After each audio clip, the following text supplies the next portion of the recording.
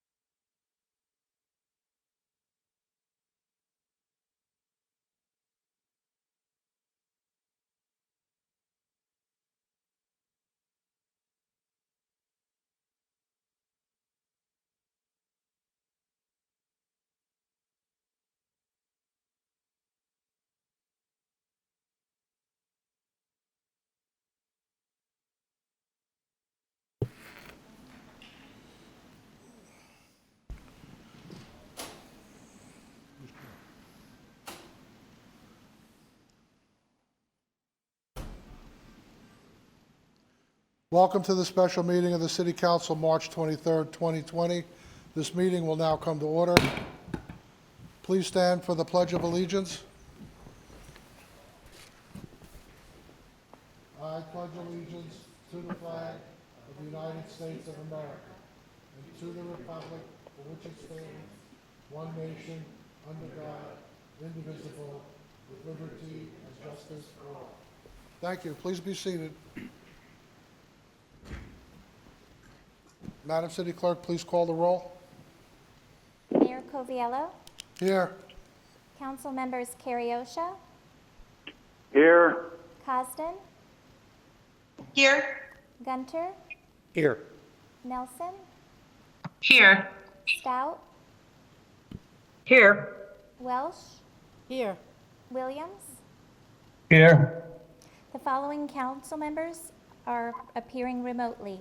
Councilmember Carriosha, Cosden, Nelson, Stout, and Williams, all present. Thank you. As you all know, Florida sunshine laws prohibit meetings without a physically present quorum. Governor DeSantis issued an executive order 20-69, which temporarily waives the requirement for a physically present quorum. This will only be in effect as long as the Florida state of emergency is in effect. As a result, we have the majority of the council members reporting in via Microsoft Teams or on the phone. Do I have any changes to today's agenda? Yes, Mr. Mayor. Councilmember Welsh. Thank you. Under number 5, new business, I would like to move A to the bottom of that section so that we do an order BCA. Okay, so you want to go B, did you say CA or BA? Yes, I think we should go BCA. Okay.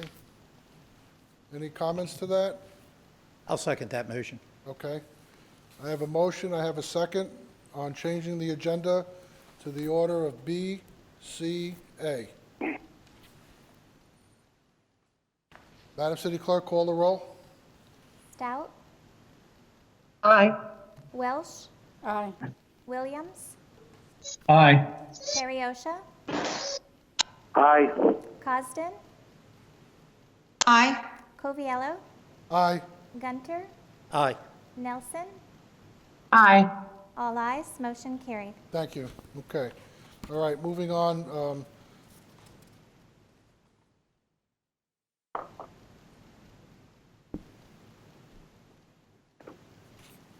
Let's go on to public input. Maximum of 60 minutes is set for input of citizens on matters concerning city government, 3 minutes per individual, and please remember to state your name for the record. Does anybody here in council chambers want to make public input? Please step to the podium.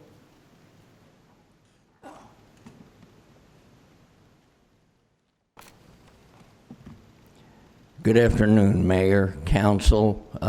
Happy to be here. Don't have coronavirus. They checked my temperature, my man. Listen, I wanted to talk about the LCEC, but unfortunately, I didn't know you were going to have a meeting, so I only had the one thing signed by the city clerk. So can we show that one or no? Did you see that? Yes, by all means. Okay, well, let me find the switch here. I don't know where it is. I never know anything around here. Thanks, Chief. I've done a lot of research on the LCEC, and I know that ex-Mayor Joe Mazurkowitz and Bill gave their time that night. Remember when you stayed till 11 o'clock? And, that's funny to me that they donate their time. In my opinion, Joe Mazurkowitz is for the big guys, the companies, etc. He would have done better in Tallahassee or Washington. He's really missed his calling. I really believe that. Now, I've interviewed people on Pike. That's the LCEC's light fixers. One gentleman asked me not to say anything, but he said there's 35 lights that are on during the day, and he's trying to get them taken care of. There is only 3 trucks from Port Charlotte all the way down to North Naples. How can they take care of the lights for us? That's wrong. And I wrote to the CEO, that's the one letter, if you can read it. I guess I didn't magnify it enough. That gentleman always told me to magnify it. But anyway, I think it's a disgrace. They need to fix the lights. There's lights out here by you guys. There's lights for the police department nearby. When I get a little time, which I have a lot, I'm going to write them all down. But you need to check them out, because I don't care what they say. They waste their money sending us things about how they're saving us money, but they're not interested in the public and lights. And those are safety things. And you know how I feel about Layla Akins. I still keep that up. So I'm sorry that I didn't know you were having a meeting, or I would have had the rest of the stuff ready, but I'll send it to you. I believe I sent you some things. I noticed that they already put the sign up. We didn't vote on that yet. For the condos at Northeast 10th, why is that up? Isn't that up for tonight? Thank you, Mr. Navarro. Yeah, well, that's not right, Joe Mazurkowitz. Just because he shows up, everybody votes okay. I got nothing against the man. Do the right thing, though. Work for the people. Thank you. You're welcome. Thank you, Mayor. Thank you.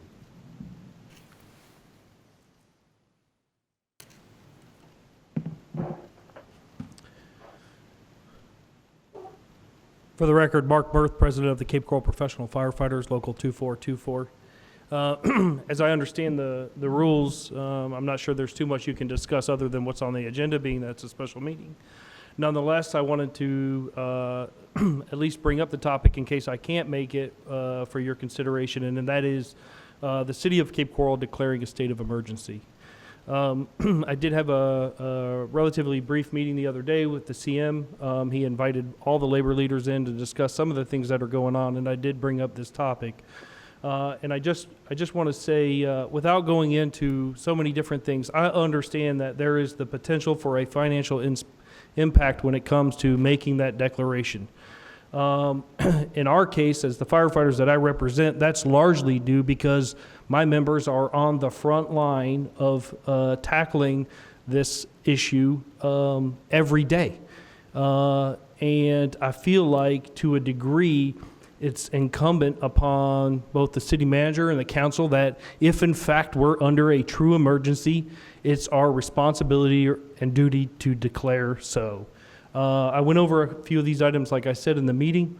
I understand that the CM gets counsel from his unified command staff, and they have to make decisions with a lot more going on. But at the end of the day, I wouldn't be doing my job if I didn't come up here and at least hope that you guys have this discussion in depth about making that particular move.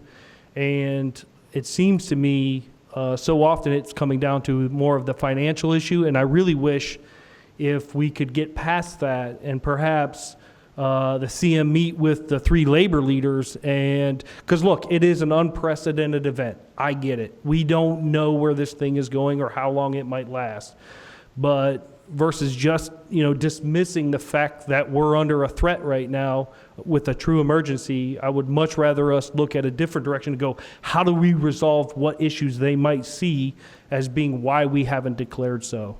I appreciate your time. Thank you very much. Again, I understand you may not be able to discuss tonight, but in case I can't make a meeting in which it comes up for topic, I appreciate it. Thank you. Thank you. Anyone else from the public wishing to speak during citizens' input? Seeing none, I'll now ask the city clerk to read any citizens' input received electronically. Madam City Clerk? Holly D. Smith. Thank you for your leadership during this unprecedented crisis with COVID-19. I am writing as a business owner, Holiday Inn Express. It was brought to our attention on Friday from the staff at WastePro that hotels and restaurants are required 2 pickups per week per the City of Cape Coral. Please waive that requirement and allow us to suspend or call for pickup. Thank you. Thank you. Yolanda A. Olson. Find it difficult to believe nobody in the Cape has tested positive for coronavirus.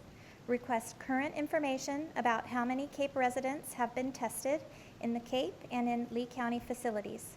Also, when will additional test sites be ready in the Cape, LabCorp and others? Understand test results turnaround is over 5 days. What are you doing about this?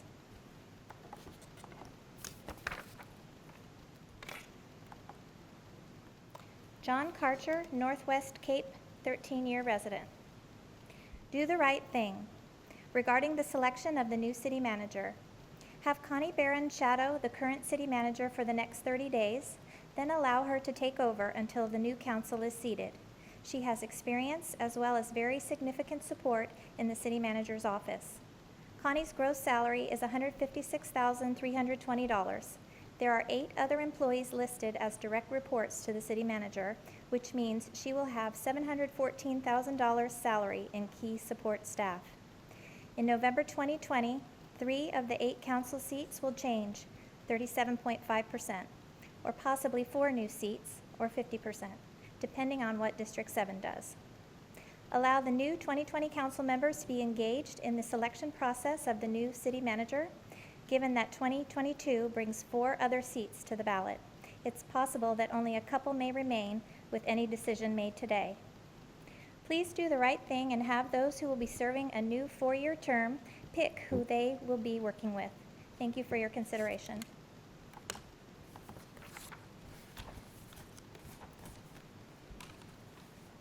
Joseph Kilrain. Dear Mayor and Council, I am sharing a note I put together last week in an attempt to emphasize the need to exercise personal responsibility, follow the recognized medical experts' advice, and to unite in following our governmental leadership in their primary role to marshal a coordinated response to the COVID-19 pandemic. It is not a time for panic, but for responsible action and coordinated behavior, likely well outside of the comfort zones of everyone. I truly believe that the vast majority in our community recognize the importance of your role, the difficult challenges we face, and appreciate the leadership you provide. I personally thank you and support you in the efforts and measures you need to put in place to be successful in overcoming this menace. The below note is a bit long, but I hope the perspectives can be helpful. Respectfully, Joe Kilrain. Coping with the COVID-19 challenge. The COVID-19 pandemic is one of the most disruptive global health challenges which the United States and many other countries have faced in decades. Because so little was known about it and information was slow in coming from the reported initial case locations in China, getting in front of its spread has been an all-hands-on-deck endeavor. Our country is blessed with extraordinary talent in all sectors of the medical, healthcare, and pharmaceutical industries. The heart, fiber, and soul of the American people always rise to the occasion in the face of adversity. This will be the case in overcoming the challenges of COVID-19 as well. It is important for us all to follow the protocols, regulations, and prescribed behaviors which our greater health industry feel are necessary. Their knowledge of how best to flatten the contagion curve is paramount. Additionally, it is the role of government to marshal the forces and facilitate the effort required to combat and overcome challenges of such a massive scope. Federal, state, county, and local governments are all working in a coordinated effort, and each, according to its prescribed authority and span of governance, serves as the interface and focal point in the leading of the response. Our government leaders need our support and cooperation to be effective in getting to the other side of this challenge. Not everyone will like all the requirements and restrictions placed upon us, but hopefully all will recognize the greater need and be prudent in compliance. Putting political party bias aside, government leadership at all levels is to be commended on the all-in effort brought to bear to date. This includes our direct executive branch line from our President and Vice President to our governor, county commissioners, and mayor and city council, plus all the agency, cabinet, military, and legislative body support. The city staff, as well as our police and fire departments and the Lee County Sheriff's Office and Lee County EMS, have all put forth extraordinary effort in emergency planning and preparedness. We are all well served by all. Not to forget Good, you finish. the private sector, Global Pharma, has put unprecedented effort and speed into diagnostics, vaccine, and treatment drug development and support equipment availability. Locally, Lee Health and other providers have been excellent in disseminating updates on social distancing and related protective hygiene practices and healthcare access management. Lastly mentioned, but not the least in a long list of unmentioned contributors, is our great core of teachers and educators who have quickly developed sound, home-based learning activities to support the suspended classroom attendance needs. This too shall pass, and we will emerge a stronger nation having gone through it. Please see the links below to aid in understanding developments and how each of us can help in getting COVID-19 behind us. The key is to exercise personal responsibility, stay calm, and follow the prescribed guidelines. The affected numbers are likely to increase as new and faster testing and diagnostics become more widely available and applied.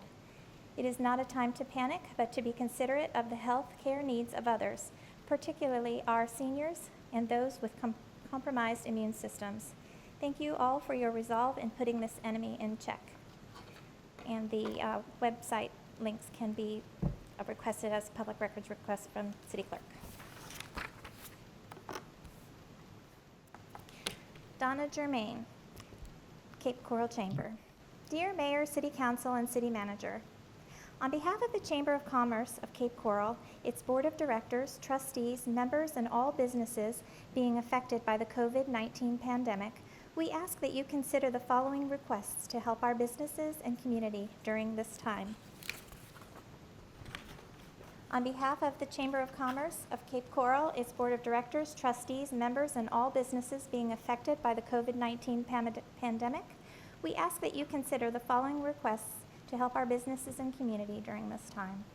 Temporarily waive the following restrictions as they pertain to the City of Cape Coral, Florida Code of Ordinances, Article 7, Signs, Chapter 7, Section 7.3.1, Temporary Signs. Permitting requirements as they pertain to banners under the current code. Permitting fees as they pertain to banners under the current code. Time restrictions as they pertain to banners under the current code. Increase the number of signs to 2 as they pertain to A-frame signs under the current code. We feel that this will allow for all our local businesses to add additional signage at a very minimal cost, or allow them to use banners already in their possession to better advertise their businesses to the community. In addition, this will give our restaurants more opportunities to advertise their carry-out and delivery services. I've included the current code as it pertains to these specific items for your reference. Thank you all for your consideration of this request. Sincerely, Donna Sherman Germain. And she's included a copy of Chapter 3, Temporary Signs, Section 7.3.1, Temporary Signs. That document can be obtained by the City Clerk's office with a public records request. Next is Bristol Jones. Please play a YouTube video at this evening's meeting. I was going to give this speech last week, but the meeting was canceled. Thank you. And I have One Pro Media with the video queued up. Okay.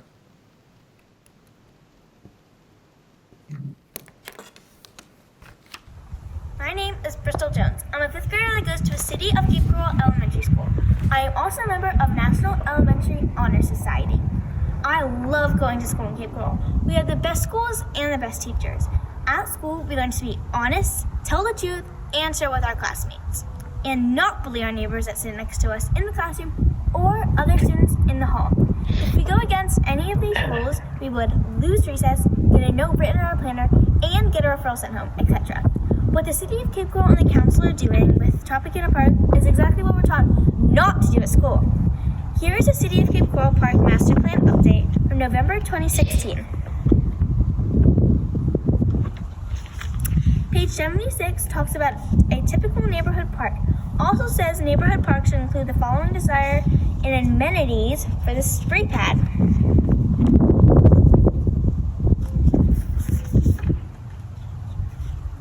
I've seen a sign posted at the Tropicana Park for a really long time, with a splash pad that I could not wait to be built, just like the one right here.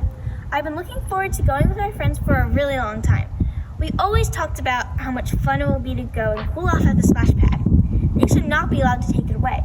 What the City of Cape Coral is doing to the kids of Cape Coral is just not fair. How can you expect the teachers to teach us the right way and to watch the leaders of Cape Coral do it the wrong way? You guys are supposed to be the leaders of Cape Coral. I'm looking forward to you guys making the right decision so that I can play at the splash pad with all of my friends.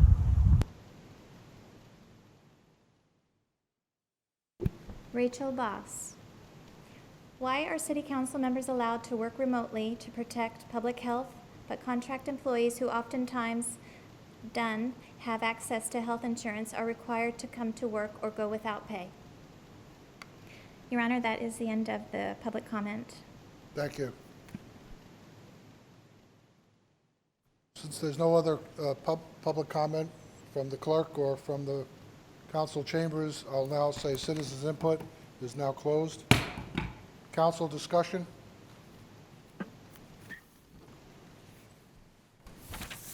I would imagine we're thinking that some of this is going to be discussed as part of our agenda, but I did want to say and ask about the trash pickup regarding hotels and restaurants. Is that directly, the contract, is that between the hotels and the restaurants directly with Waste Pro, or is that something that the city could intervene and to cut some of their costs? Mayor, I made a note that I'm going to have Public Works through Paul Klingon, our director, take a look at our contract to see what the contract says. And even if the contract is between the vendor, essentially, and the customer, I'm going to see if we can intervene, because it makes no sense to me if a business is closed that they should pay for pickup that's not going to be there. Okay, absolutely. All right, so we'll look into that. Mayor, can I say something? It's Councilmember Nelson. Go ahead, Councilmember Nelson, you got the floor. Thank you. So, Mr. Zerlag, I wanted to also see if it would be possible, because in our contract, it does state that we require, per our ordinance, that commercial pickups twice a week for trash. And I wanted to see, Mr. Zerlag, if we possibly needed to do a temporary amendment to that ordinance to allow for these businesses to do an as-needed pickup. I spoke with Bill Jones today because I contacted him in response to Ms. Smith's question. And he said, absolutely, he's working with businesses individually, but it's my understanding we as a council probably would want to look at amending that ordinance until things get back on track. That was my only comment. Thank you, Mayor.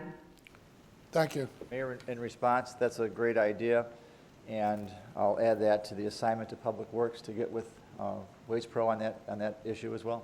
Okay. See what needs to be amended. Any timeline on that, do you think? Well, we give ourselves new objectives every day, and this will be an objective for tomorrow. Thank you.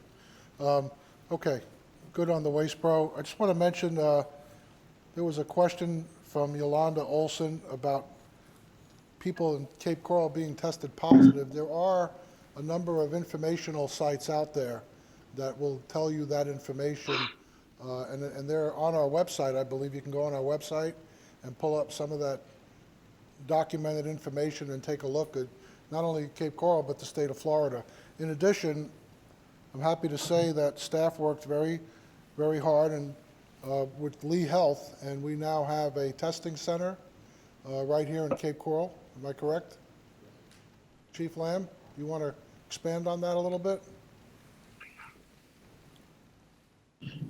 For the record, Chief Lamb, Fire Chief. Yes, it opened today. There was some delays. We wanted to get it open last week. There were some delays on the IT infrastructure side with Lee Health, but we've got those worked out. They began taking samples this morning at 11. Right now they're at a half a day. We plan to expand to a full day. The city is, between Public Works, Fire, and Police, we are supporting that site here locally, and it is expandable. We did have some questions about the proximity of the test site location, the tent, and the playground that's there. Just for the information of the public, that playground is slated for demolition, and that playground will be replaced prior to that park reopening. The park is closed to the public. It's safe, it's good distance, and it's a very controlled environment. And just to clarify, in order to do that, you need to have a doctor's order and an appointment at the testing facility. You just can't drive out there and expect to be tested. Is that If an correct? individual feels like they need to be tested, they need to be seen by a medical provider to receive a prescription for the test, and then from there, schedule an appointment with Lee Health through there. Like, Mr. Mayor, like you'd mentioned also, as far as the other pieces, and I've got it here, we can switch to the Elmo.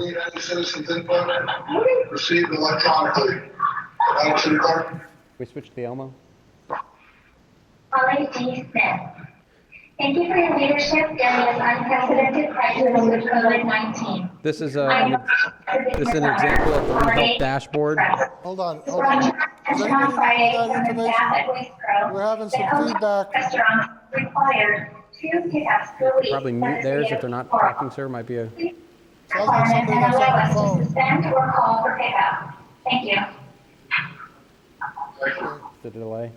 Somebody's watching. Somebody who's remote has to be careful. That's being piped in, that phone call or whatever it was. So if you're on a phone or you're on the laptop on Microsoft Teams, please limit your discussion with others. Thank you. Go ahead, Chief Lamb. Mr. Mayor, like you had mentioned, there is a dashboard put out by the Lee County Health, or by the Florida Health Department, that you can see each county broken down, or the state of Florida, or the globe, or the United States as a whole. We do know that here in Lee County there are 28 cases, and we're continuing to monitor. You can see the 1,100 cases in the state of Florida. So there is monitoring tools. These numbers are updated at 11 a.m. and 6 p.m. daily. Okay, thank you. Any other council comments on public input? Anybody else have any comments? Okay, let's go on to item 5B, clarifying rules to cancel council meetings, brought forward by Councilmember Welsh. Councilmember Welsh. Thank you, Mr. Mayor. Being the newest member of council by appointment, was a bit concerned about how our last council meeting got canceled. So I inquired with the city attorney as to what the procedure is for a council meeting to be canceled for lack of quorum, because I was informed, not asked, on Saturday by a telephone call that the meeting was canceled due to lack of quorum. And what concerned me is that we didn't even have opportunity to assemble amongst ourselves to see who might show up on Monday. That was several days before the actual meeting. And then the last conversation I had with our staff in council chambers, our council assistants, we had a quorum of 5 for Monday. So I thought we had a good shot at establishing quorum on Monday evening, and expressed my concern to the city attorney that I wish that we had had that opportunity to assemble, because at that time, had we not had quorum, we could have called the meeting. While we were, a few of us who were able to be here, whether it was quorum or not, we could have been in each other's presence and said we don't have enough people here to have a meeting. We don't have quorum. So I would like to inquire this evening as to what is on the record for canceling a city council meeting, and if we should not find that adequate, I think we need to make changes immediately. Thank you. So that's where I was at with calling the special meeting. Madam City Attorney, do you want to share the way that a council meeting would get canceled? So your rules that council have adopted don't really address the point that Councilmember Welsh is bringing up. I believe that what happened was that when I think staff believed that there was not going to be a quorum of the council, and then basically canceled the meeting in the same way that it is not uncommon that they cancel administrative board or committee meetings. And when they determine that some advisory board or committee doesn't have a quorum or will not be having a quorum. That having been said, what I'm hearing is that council wasn't really happy with that, and you believe possibly that you need a specific rule about how you intend to move forward with having your meetings canceled. And if that's the case, then certainly we can go ahead and make an amendment to your rules to reflect. If that there isn't a quorum, that to me is good enough. Would you? They can't hear me. I mean, I've got my audit, I got it turned off. Councilmember Stout, we can hear you. Councilmember Oh, Stout? I'm sorry. We can hear you. You're not muted. Did you want to say something? Yes. You know, I'm satisfied when Pearl or Connie or James calls me and tells me there is not a quorum. I believe them because they're taking the poll of the council members. No one wants to cancel a meeting just to cancel a meeting. But if individuals are not going to be present, and now that we have this set up, I think it will be possible to have meetings. You have a unanimous attendance today, but we didn't have this last week, not to my knowledge anyway. Thank you. Let me remind you that this setup is only good until the governor lifts the state of emergency, and then we go back to the regulations that we had as far as this is concerned. I am not pleased with the way this meeting got canceled as well. It was canceled administratively, and I feel that this body, the council, the staff of council should be the only one that polls council as to whether or not they should be able to make a meeting. And then I also feel that it's this council that should be the ones, through a special meeting like it's written, have the right to cancel another meeting.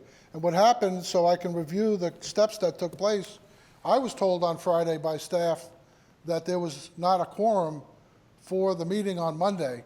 And when my staff polled council members, we did have a quorum. We had 5. And then subsequently, staff decided again, in the city manager's office, to call all the council again on a Saturday and started mentioning to different council members that there was no quorum. I guess Councilmember Welch just said that she wasn't even asked. She was just told there wasn't a quorum available. And I think we just need to look at the process, because I found out on Monday that one person who said they probably weren't going to come to the meeting on Monday said they were going to come. We would have had a quorum. And what's the worst thing that could happen if we think we have a quorum and we show up at the meeting and there's no quorum? Then by all means we don't have the meeting. But I don't think that should be predetermined administratively, and I feel that it's the staff should not have the right to poll council to see if they're going to have a quorum for the meeting. Only the council staff should be able to poll, or perhaps maybe the clerk herself, but not the city manager's office on the phone with some other safety officials talking to council about whether or not they can be at Monday's meeting. Councilmember Welch? Thank you, Mr. Mayor. I believe the city attorney was telling us what we have on record now in regards to how we cancel meetings, and then was interrupted by Councilmember Stout. Okay. So if we could allow Madam City Attorney to complete what she was saying, I'd appreciate it. Go ahead, Madam City Attorney. So your rules don't specifically deal with the issue. And a moment ago, when Councilmember Stout indicated that she would feel confident in your staff calling you, your council staff, it is my understanding that there was some discomfort expressed because the communications regarding quorum did not come from your council staff. Correct. In part. So the cleanest way, I think, to handle this is if council has a preference for how your meetings would be canceled in the future, that preference could be established in your rules as to what steps or even if you were to say, in no event will a council meeting be canceled unless the appointed time for the meeting arrives and the quorum isn't there then. But it doesn't have to say that. There could be, oh, this is the way it would be canceled in the future. And if that's the case, your rules have been adopted. These are your council rules of procedure, and they have been adopted by resolution. And so if any one of you desires to bring forth an amendment to your rules regarding that procedure, then you would be able to do so with the concurrence of another council member. Thank you. Councilmember Walsh, were you finished? No, I would like to, well, let's have some discussion. Okay. Councilmember Gunter. Thank you, Mayor. I also agree that canceling a meeting should stay strictly with the council or the council staff. Also, if we're going to take a look at this, I believe that any time that any of us cannot make a meeting, that it should be in written form. We should send an email in to the city clerk, notifying the city clerk that we're not going to be here, and could be due to medical reasons or whatever it may be, but I think it should be in writing, because at least we have a record of it then. So if we got to go back and take a look at something, there's a record on file that shows why we're not here. As a council member, there's not too many things that we have to do by charter, except come to the meetings. So we have to do that by charter. So I think that we need to take that as serious as we should. Now, I know that we're in unprecedented times right now because of this crisis. I'm glad to see that the governor enacted an executive order. I know the mayor called the governor's office to try to get that done, so I commend you for that, because I think it not only helps our city, it helps all the cities and municipalities in the state of Florida during these troubling times. But I think we need to go and take a look at, I don't feel that staff should have the power to be able to cancel a meeting. I got the same phone call on Saturday. It sounded to me, in my opinion, that they wanted to cancel the meeting, and they kind of orchestrated that, and I'm uncomfortable with that myself. If someone in our office or the city clerk reaches out to each one of us to decide if there's a quorum, and then we submit in writing that we're not coming in for whatever reason, at least there's a record of it, and I think that's the best way to approach this. So, yes, I think we need to address this immediately, try to decide exactly how we want to do it, and try to get that resolution as quick as possible. I just want to reiterate, council should be the only ones that should cancel, have the power to cancel the meeting. That's it. Thank you. Thank you. Madam City Attorney, it was my understanding that in order to cancel a meeting, we needed to call a special meeting to cancel the meeting. Is that what's in the charter right now? Your meetings occur unless they're canceled. So one thing that could happen is if council knows ahead of time that for some reason you do not want to have a regular meeting, let's say, then yes, it would be canceled prospectively by council is certainly one way. I think that what is being discussed here, though, is not a planned, deliberate, a planned and deliberate cancellation of a meeting for any reason, which could occur for anyone of a number of reasons. I think what is being described is the unanticipated possible need to cancel a meeting for lack of a quorum, not during these times right now. In this specific instance, this was prior to the time that the governor suspended the statutory requirements for the physical presence of a quorum. So as of March 16th, which is the date we're talking about, and the few days before that, for you to hold a meeting, you needed to have a physical quorum of 5 council members present. Five is the number that's required by your charter. So the next question becomes, if for some reason there is a belief that there will not be 5 members, and that is anticipated, it's an anticipatory lack of a quorum, then how do you want to handle that?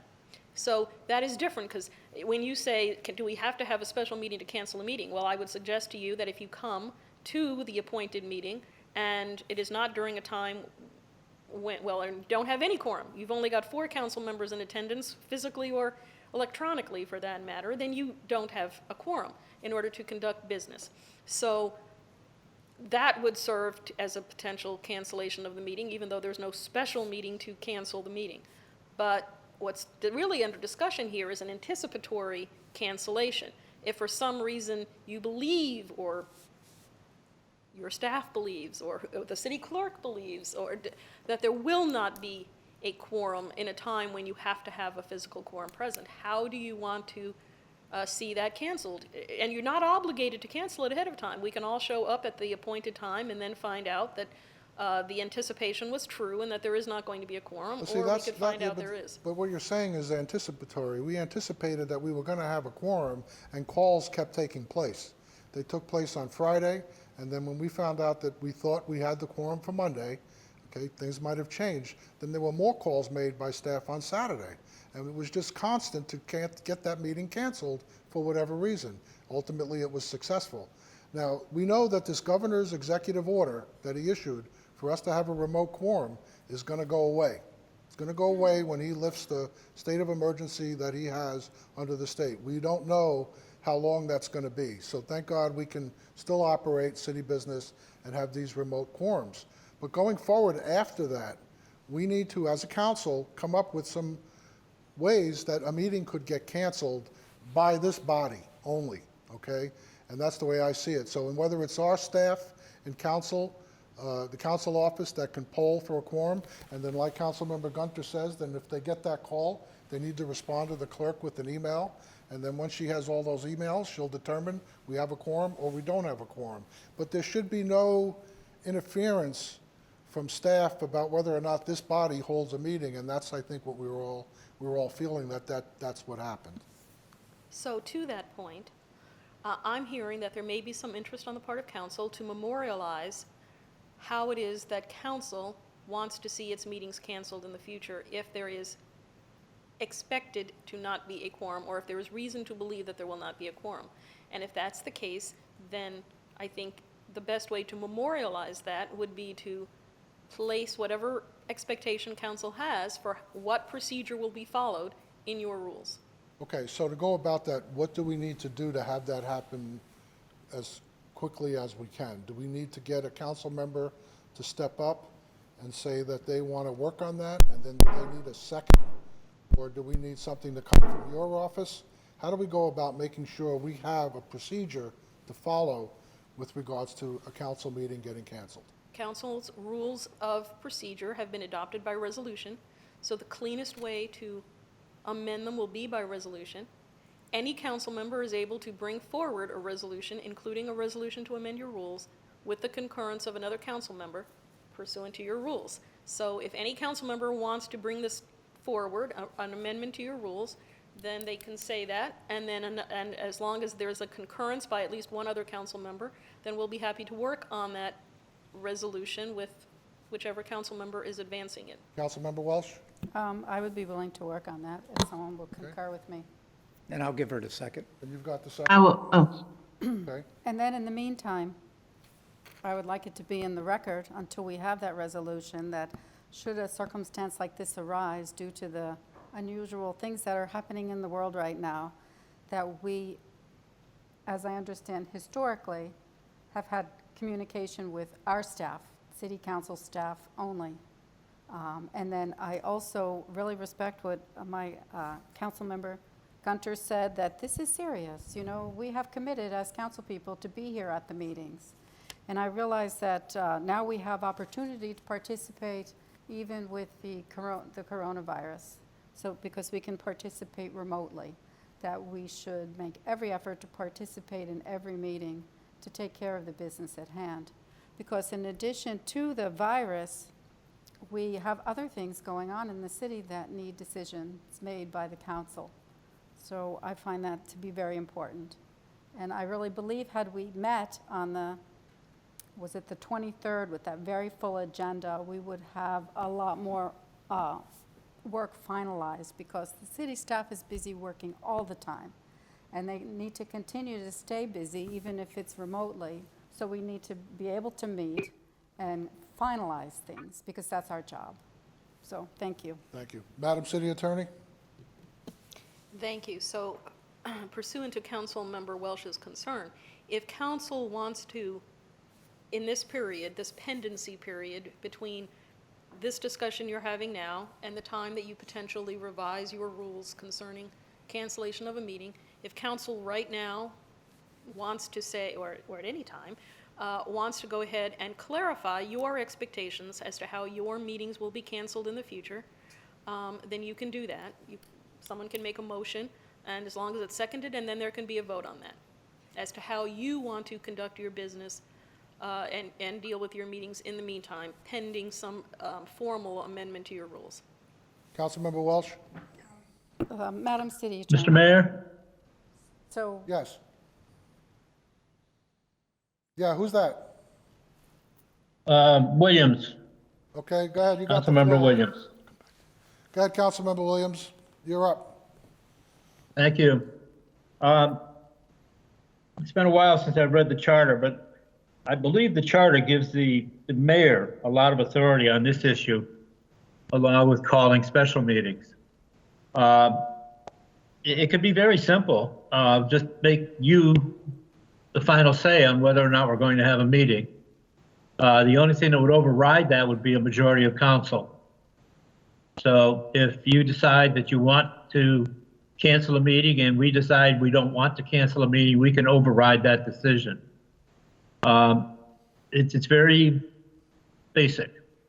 The notification process should come through our folks down here, and that the only person or the only people that can actually contact the city council or sweep the city council to find out if they're going to be a quorum will be our administrators down here. And they are the only ones authorized to actually pass the word out to the council members that the meeting is going to be canceled. But I think it should be left to you, to the mayor, to make the final decision whether or not a meeting will be held. And your decision will be based on whatever facts are surrounding it, but also what the council, if they decide that they would rather have the meeting versus cancel it, can override your decision as a group, majority.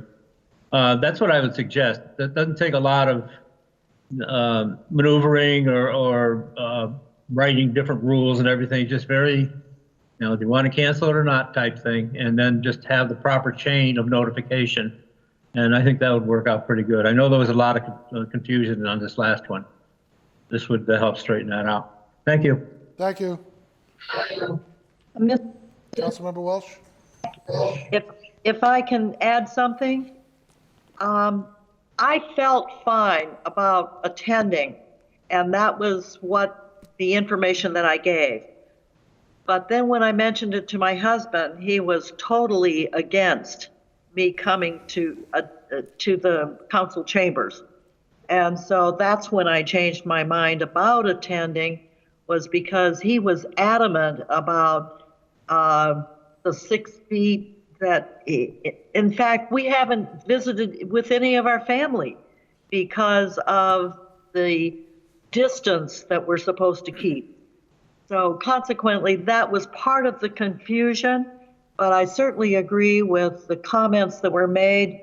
Councilmember Gunther had a right idea with emails to the city clerk, or even to Pearl, because the last that I had heard was there was going to be 5, and then all of a sudden there was only 3. So, and that all of that information came from Pearl, so I'm comfortable with our staff letting us know. Thank you. Thank you. Councilmember Williams, hit your video mute button. Councilmember Williams, hit your video mute button. Only unmute when you want to talk. It's on your screen.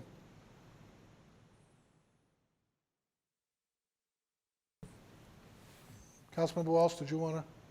I do. Madam City Attorney, so I can actually make a motion to adopt a resolution tonight that we are polled by our council staff in the event of some special circumstance where we need to cancel a meeting. Can I make is that appropriate? I think that you can make a motion that only the city council staff will communicate with council members concerning their potential attendance or intention not to attend regarding a meeting, and that information would be communicated to the mayor for the time being exclusively. I would like to make that motion. I'll second it. Okay, Councilmember Nelson on the second. Councilmember. Yes, sir. Councilmember Gunter.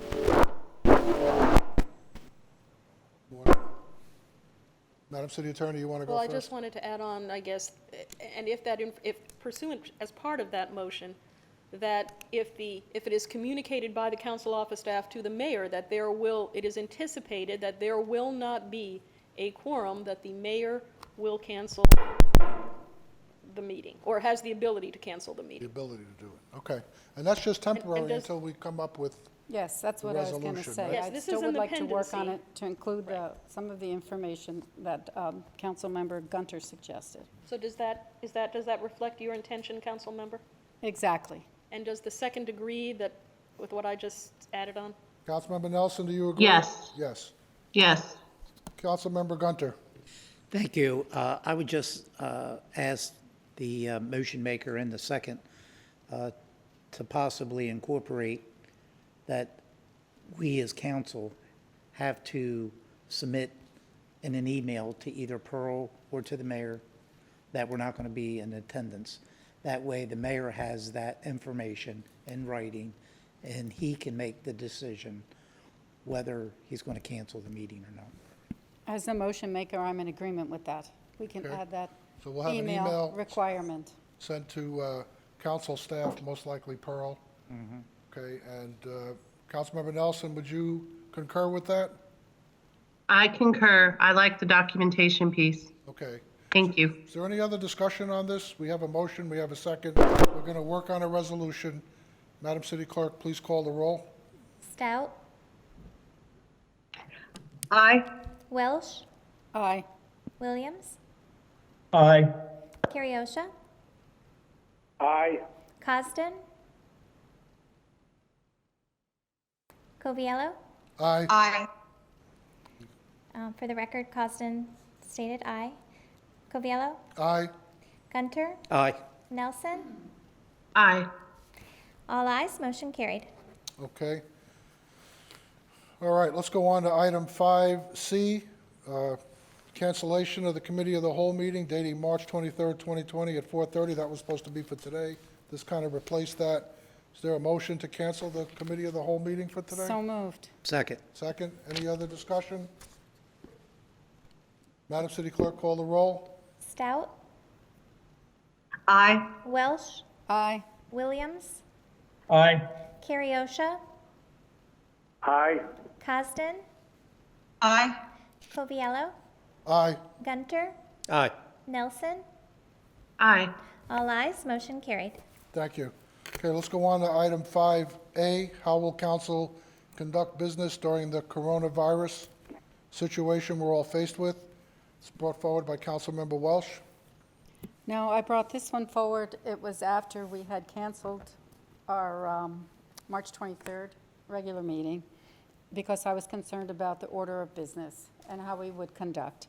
I'm grateful in the time span between then and now that the governor has suspended the Sunshine Law through his declaration so that we will be able to meet even as the circumstance continues to unfold. But I think we probably could discuss amongst ourselves and with our city manager and our very capable city staff and Chief Lamb, anything that wouldn't be pertinent at this point because everyone has something on their mind. So I appreciate the time that we can spend together. Thank you. Thank you. Any other discussion or comments? Yes, he did not suspend Sunshine. He suspended the quorum requirement to meet physically. So Sunshine still counts.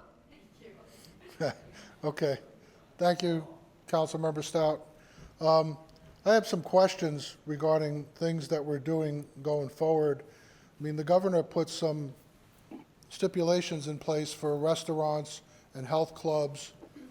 I'm going to call on Deputy Chief Barnes. How are we enforcing the governor's request for monitoring the closing? Because I hear in different situations that, you know, initially there was a restaurant open here, or there was a health club open this morning, and how are we going to get around and make sure that we enforce? So, Lisa Barnes, Acting Chief of Police. What we're doing is we're making contact with all of the business owners. I was notified of some over the weekend that were open. So we're having people make contact with them, explain to them, we have copies of the governor's order, we give that to them, and we ask for compliance that way. We're documenting everything, and everything will go to the Department of Professional Regulation, as well as ABT if it's an alcohol establishment. So are officers physically going around and checking? They've been checking on businesses as they can. They're trying to be very high profile, even in parking lots and stuff as it is, grocery stores, places like that. So they're going through as they can to check the businesses to see what should be open and what should be closed. If there's a specific one, obviously, if you call the non-emergency number, we can send somebody out. Somebody out to check it? Okay. Yep. Thank you. Okay. The other questions I have regarding going forward, because we probably will not meet again until April 6th. You know, I've been on conference calls with many of the mayors in Lee County as well as county commissioners, and I know all the other cities, there's some issues out on the water, have closed their boat ramps. And I'm just wondering, Mr. City Manager, are we talking about doing something similar? Supposedly, there's a lot of tying up being done and social distancing not being honored out on the water when people get to certain beaches and certain places. And I don't know if we're contributing to that by leaving the boat ramps that we have open. Certainly, my discussion, or I should say my travel over the weekend showed me that they were all packed, and there was a tremendous amount of people on the weekend that was out on the water. The other question I have is what's being done out at the city golf course. Are we taking any special precautions out there? It's still open. Does it need to be? Can that be something that's discussed as far as closing down? I believe we still have playgrounds that are all open in the parks. The parks themselves are all open. The CRA building on Chester Street, I don't know if that's been addressed. And I'm sure there's probably some of the kayak launch. So I don't know, where are we at with those types of amenities? Because, you know, there might be an opportunity there to help minimize the risk of spreading this coronavirus here in Cape Coral if we take quick, decisive actions at this point. I'll begin with the boat ramps. It's my understanding that Lee County still has their boat ramps over, but we'll verify that. And regardless of you know, we try with the county primarily as well as Fort Myers to be in step with what they do, as well as the other cities in Lee County. And this is happening, this issue is happening so fast. We're geared, if I may, just editorialize for a second, we're geared essentially to respond to a hurricane that lasts about 3 to 5 days, and then we go in there, we declare an emergency, the emergency's over 5-7 days later, and we go back to semi-normalcy. With this virus, I mean, this is a book that I had compiled today. This just represents the information that we sent mayor and council, just since last week, Thursday. And we continue to provide updates daily. Because it's so new, there's decisions items that change almost on an hourly basis. And so what I suggested to Unified Command, and they agreed, is that we don't really have the time to have all 4 of us, and I'm also bringing in Connie Barron, we have our PIO officer as well, to analyze ad infinitum every issue that comes to our attention. We'd like to have more of a input session with us together on these administrative matters. But with the items that are medical, I've asked Chief Ryan to take care of those matters. And he works with the health department, and so he'll get our input, but if there's a disagreement on how to proceed, then Ryan decides how we're going to be going forward. If it's an item on law enforcement, it's the same thing. It's either the police chief or the deputy chief, Lisa Barnes. Infrastructure is Paul Klingon, and this is where I'm getting your answer. The issue of the boat ramps and the golf course and playgrounds and the CRA buildings, these are all facility infrastructure matters. I'll have Paul have a good response on that, and that'll be our objective for tomorrow. The golf course, I know what we're doing there is that we're following the governor's mandate. We do have a clubhouse there. The clubhouse is closed to the public as well as the golfers, with the exception that you can order something and take it out. And again, the course is open. I made a note earlier to see if there's an issue with two people sharing the same golf cart, because you'll sit together for 4, maybe 5 hours, literally shoulder to shoulder. Maybe we should go to having one cart. Just made that note a couple hours ago. Or the next person coming to take the cart. In Is other what? words, somebody's in the cart, there's going to be another golfer coming using that cart again after them. Are we doing anything It would have to be wiped down, and to again, we'll, disinfect the cart? I mean, that's what I'm asking. yeah, we'll, Most all the golf courses I know that I've heard, I think, are closed. So I'm just wondering why ours is still open. Have we polled other courses, Kerry? Yes, we have. Oh, Carrie's here. Hi. Good. Sorry, flew in. It's Carrie Runyon, Parks Director. Alan keeps pulling in different golf courses to find out what they're doing. And right now, we're doubling up to two-person per cart. We can go to a single cart. We can pull that trigger at any time. We are cleaning each cart as soon as they bring them in, wiping them down, cleaning them, the whole 10 yards, and then putting people back out. And we're also closing early. We're closing at about, I think, today at 5 o'clock.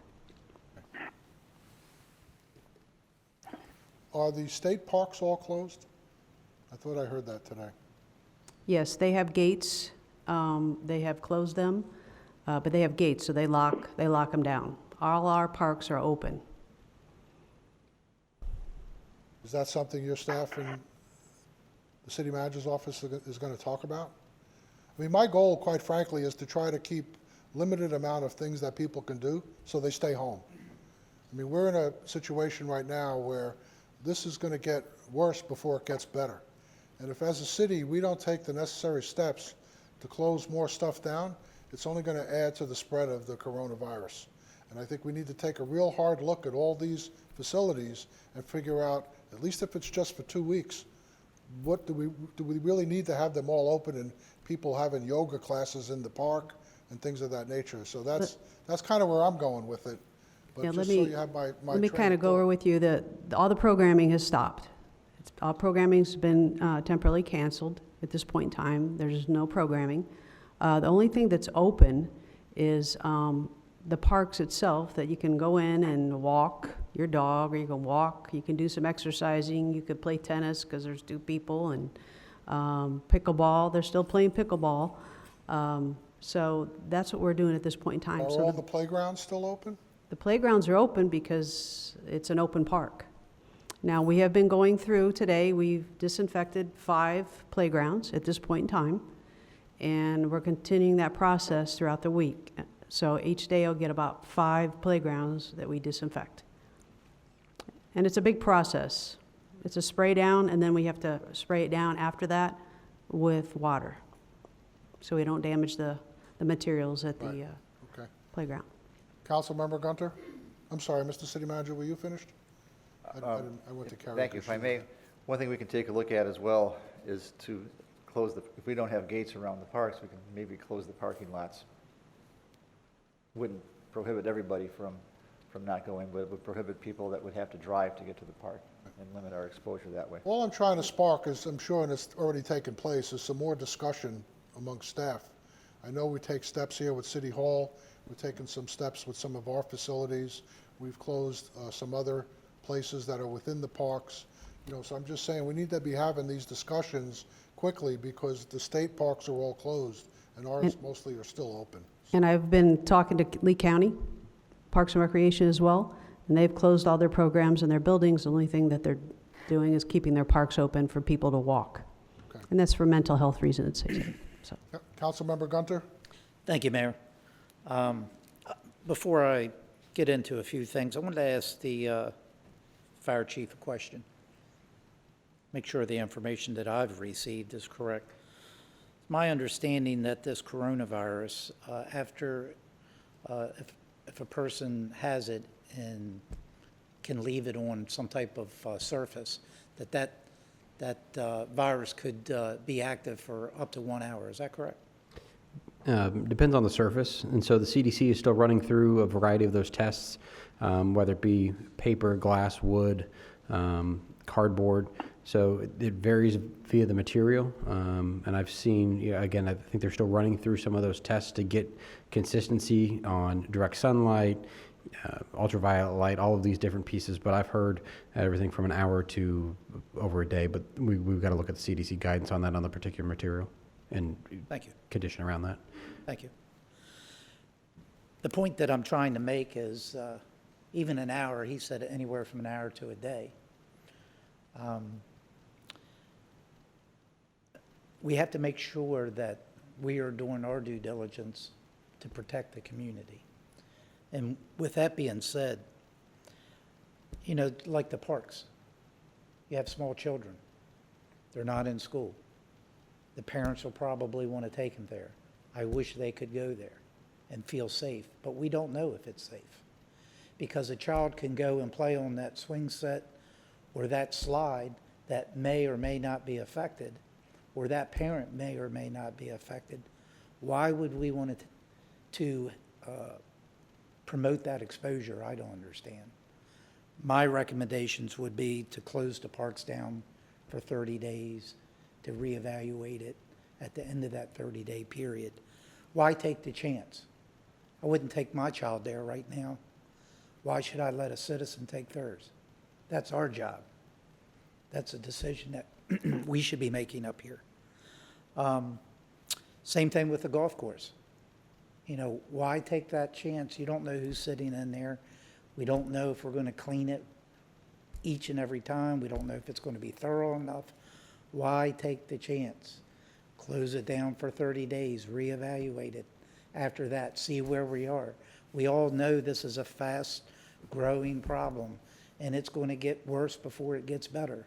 So I think that we have to make some hard decisions to protect the community. Sure, will it be an inconvenience? Absolutely. But medically, it's going to be more important to be inconvenienced, I think. I know that they elected to keep the flea market downtown open. How many times, you know, I understand that, well, that we left it open because of they serve food. Many times I've been to the flea market or farmer's market. People walk along, they pick up a fruit, they want to see how soft it is. Nah, that's too hard, let me put it down. Then they move on. Is that person trying to sell that fruit? Are they wiping that off? Probably not. There again, why would we take that chance? I went to Publix the other day. There was 3 people that actually handled the carts. When I got done at my car, a person came over with gloves on and took it. They took it over to a person in front of the store who disinfected the cart, wiped it completely down, took it inside to another individual who put it inside that was monitoring the carts to make sure that each one of them was wiped down. And then when I walked through the door, they said, "Here you go, sir. Here's a cart. It's been wiped down. We monitored the cart. Nobody's touched it since we wiped it down." Are they doing that at the flea market? Probably not. Who walks up to the farmer's market? I'm sorry, I keep saying flea market. But you walk up to the farmer's market to one of the vendors and you lean against the counter while you're waiting for your, you know, your whatever juice or Coke or whatever, you know, are they wiping that down? To me, it's just not worth the chance for a little bit of time. So in my opinion, I think the park should be closed, the golf course should be closed, just like, you know, it's not safe enough to come up to City Hall to walk over to the clerk's office, but if you want to take your kid down to the park and let him play, go ahead. To me, that doesn't make any sense. As far as the governor's executive order to make sure that these businesses are following the rules, I think that's our responsibility to make sure that's being done. And that, I feel, should be the police department's responsibility. If they're too busy, they don't have the manpower. If that means that we have to have a special detail to come in and to go to these businesses and make sure that they're closed down like they're supposed to be, so be it. That's what needs to be done. This past weekend on Friday, I think it was, I called the city manager. There was a business, I drove by at about 5:30, 6 o'clock. It was open down on 47th. Then we got a email later, I think all of us got that same email. I called the city manager and said, you know, we need to have someone go out and take a look at this. And they did. They went right out. But we should be doing that already. We shouldn't have to be waiting for an email or somebody to notify us. We should be proactive in this in this instance, I believe. So whatever we need to do, I think that's what we should be doing as far as making sure that all of these businesses are following the governor's orders. Boat ramps, honestly, I looked at the email that the county put out today at 3:12. You know, the boat ramps are still open. I'll be honest with you, I boated Saturday, I boated Sunday, so I was out there. I did see large groups of people on a boat, 8 to 10 people on one boat. I saw people, even though the beaches are closed, apparently the private beaches are still allowed. So what you're seeing is the boaters are going to the private beaches and pulling up and hanging out. And I saw Sanibel Police going down the private beach, but since it's private, they can't really enforce it. So the private beaches they're still open. I agree that we have our beach. The water park should be closed. Everything that we're doing, I think we've done a great job with just a few other areas that I think we need to address. And those I'd mentioned here tonight. So I'm kind of encouraged to hear what my other council members think along those topics as well. That's all I have, Mayor. Thank you. And I want to say, I also saw this weekend at the parks, bikers going into the park. They get off their bike, they sit on a bench a little bit, they linger around, they get back on their bike, they leave, someone else came by, did a similar thing. So, you know, even those park benches, there are a lot of them. This happened to be down by the yacht club, so I think we need to really visit what we're doing here. Do I have other council members that want to? Yes, Mr. Mayor, I wanted to share that Tony and I went to Fort Myers Beach to check on the boat I think it was Thursday, it could have been Friday, but Matanzas Restaurant was open, and one of the individuals that works there shared with us that the county had closed the parking lots to the beaches, but that if you were staying in a hotel or if you lived on the beach, you could walk there. They weren't stopping people from going to the beach. They had only closed the parking lots. So I don't know whether anything has changed, but that was what we were told last week.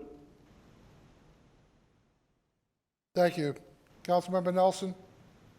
Thank you, Mayor. So just to kind of echo what you, Mayor, and Councilmember Gunter said, I also agree. I think that given that we're so uncertain in terms of what this looks like, I think we need to come up with an enforcement plan or some type of an operational plan to make sure that these businesses stay compliant based on the governor's order. And I'm not sure what that looks like. I don't know if Chief Newland is in the room or Officer Barnes could come maybe and talk a little bit more, or maybe in the future, because we're going to need to make sure that the public understands how serious this is. And while I understand, you know, well, it's everybody's making their own decisions what they do, if they take their kids to the park or not. I personally wouldn't bring my child to the park, but you know, we have to, I believe, set up some parameters and set up something within our staff or something that lets our residents know that we are going to be making sure that businesses stay compliant. And in terms of our parks and recs, while I realize we can't lock off gates because they're wide open, again, I think that's the enforcement piece that maybe we need to look at as a city and maybe close them down to the public. And if we have violators, then we have our police officers out there enforcing that. So I would agree with that. And again, I'm not sure, like if we have an operational plan that's pending in terms of how long we anticipate these restrictions to be in place. But I would also think that, as large as our city is, that we need to come up with some sort of enforcement. Thank you, Mayor. Thank you. Do I have any other council members want to discuss city facilities? Councilmember Welsh? Okay. Just in regards to city facilities, I really didn't have any. I did have some other thoughts I wanted to share, though. Go ahead. So I want to just state with the city manager's affirmation and clarify for the public the definition of unified command, because when I first saw that come across any of my emails, I was like, who is this? So I'd like to just say, it's my understanding that unified command, as we use it, is our city manager, our fire chief, Lamb, our police chief, Newland, and our director of public works, Paul Klingen. Is that correct? Yes. Okay, so that is who unified command is for public information. I just wanted to state that in the record. Also, today, one of the emails came from Donna Germain, the executive director of the Cape Coral Chamber of Commerce, and she was asking if we might relax some of the sign ordinances to enable some of the businesses, like the restaurants who are now doing carry-out as a food source, to be able to post banners, not just temporarily, but maybe for 30 days or 60 days while they're closed, forced to be closed, and some of the other sign ordinances which she specifically stated in the email. I think we possibly should consider that to help some of the local restaurants who have been closed stay open for a food service for our community. I'm pretty much in agreement with those things that were listed by Councilmember Gunter, except for the farmers market, because I find that's a food source as well in these times of the unknown. And I purposely went to the food market this weekend about 9 o'clock just to see how many folks were there. I spoke with the officer there that day too, and I apologize, I don't recall his name. But it was a very small amount of people. The tables were spaced more than 6 feet apart. The vendors, because I chose to buy vegetables there, were all wearing gloves. They had plastic bags for bagging things. There was just very few people there, and I've been to the farmers market in the past, so it was a trickle of people that flowed through, and they were very respectful of other shoppers, so people stayed 6 feet apart. My observation was they were practicing social distancing, and like I'm a vegetable sniffer, like in fruits, like before I buy it, and I've refrained from doing that in Publix as well as at the market. So I purposely kept my hands to myself unless I was going to purchase something. So, and I observed that behavior. I went to purposely observe. And one of the things which I find is positive about our farmers market is that it accepts EBT. So it provides for people who have what in my day was called food stamps. So it's a source of food, fresh vegetables, other than just our grocery stores. So I would be hesitant to close it down, and I'm very appreciative that the city, our city decided to provide a police presence there, just to see how the folks were, and I purposely did go just to see, because I've been there when it's been super crowded, people are there with their dogs, and they're all over the place. I did not observe that on Saturday.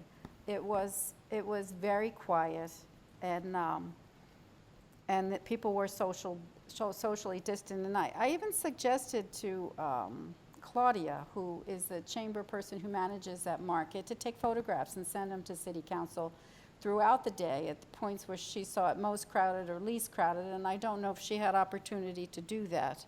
But I was really not concerned about it being a dangerous place. And then finally, we had a very large agenda for March 23rd.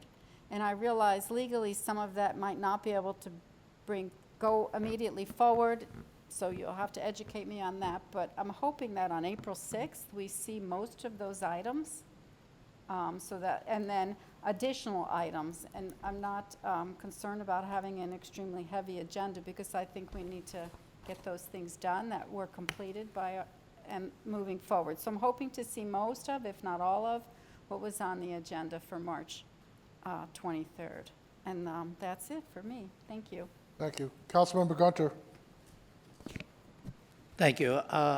Sometime during the meeting, I'd like to hear from the city manager so he can explain exactly what we have done as far as closing some of our facilities. I'd like to hear about what we've done with some of the staff.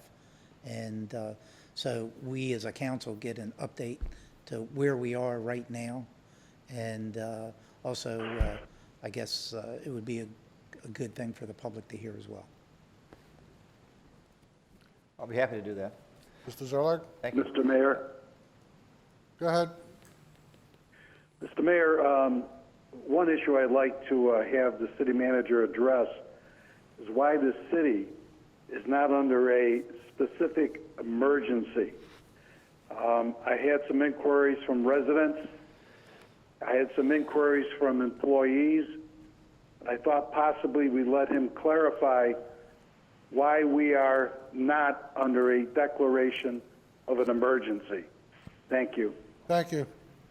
Mr. Zerlag? I'll be happy to respond to all three questions. I'll start with Mrs. Welsh. It's our intent to advance the entire agenda that was for the meeting that was canceled for the next April meeting, in addition to other items that we want to call mission critical, so we don't have a super large agenda. So that's our recommendation. Number two, I'll go to the local state of emergency next, if I may. And that is that we had sent a memorandum to mayor and council just today. And while I'm talking, I'd like Chief Lamb to approach the podium. I'm going to give a general overview, and any specificity I'd like to have Chief Lamb respond to. But we have a Chapter 8, which is called Emergency Management, and that gives the city certain authorities when a declaration is made, either by myself or mayor and council by majority. One is evacuation orders, debris management, accessing private roads and gated communities, limiting fresh water usage, prohibiting the sale of alcoholic beverages, and implementing a curfew. And given the current issues that we have with our pandemic, these authorities have no benefit to the city of Cape Coral. And again, when I finish talking, I'd like Mr. Lamb to articulate why they have no benefit to us. And if an emergency is declared, first by myself, it can only last for 7 days, and then it has to be re-upped again by mayor and council. And the reason that we have 7 days, and the reason that we also have what's called emergency pay, is that our model always envisioned a hurricane. Hurricane comes in, you have a 3-day notice to evacuate people. You can establish a curfew. You can prohibit the sale of alcoholic beverages.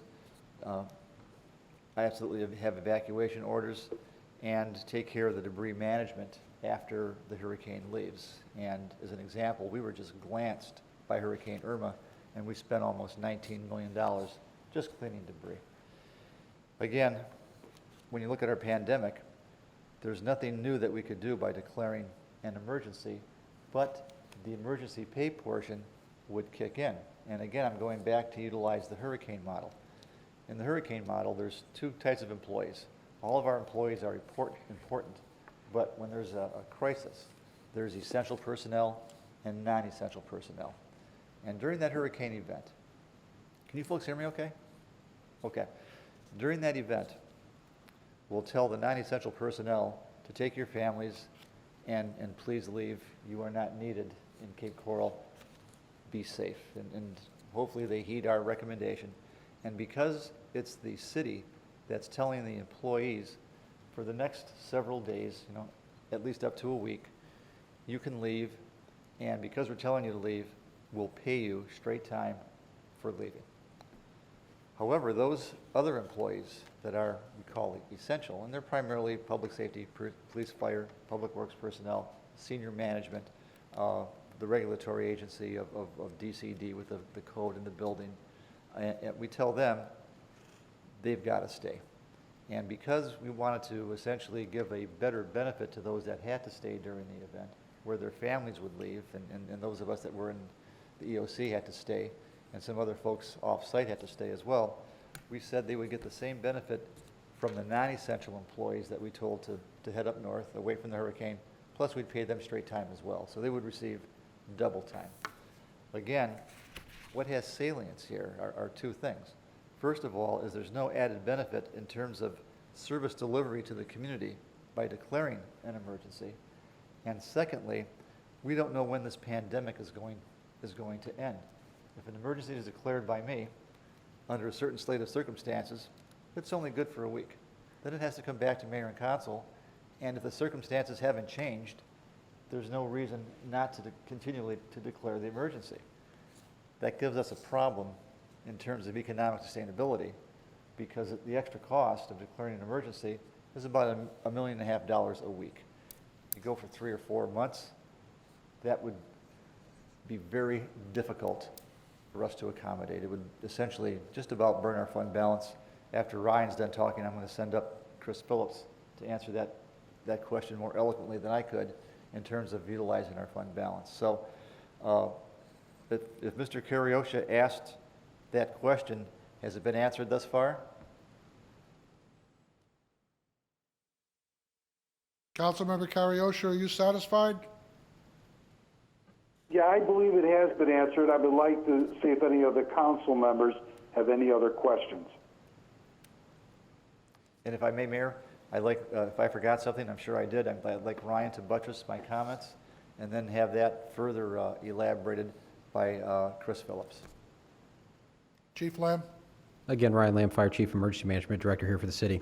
So first and foremost, I want to be very clear that as far as an emergency management perspective goes, through the federal, state, and county declaration that we fall under all of those umbrellas, that we are currently asking for resources. We have received resources, and we are taking action to respond to COVID-19 through those channels. And we are taking action to prepare our city and respond here locally.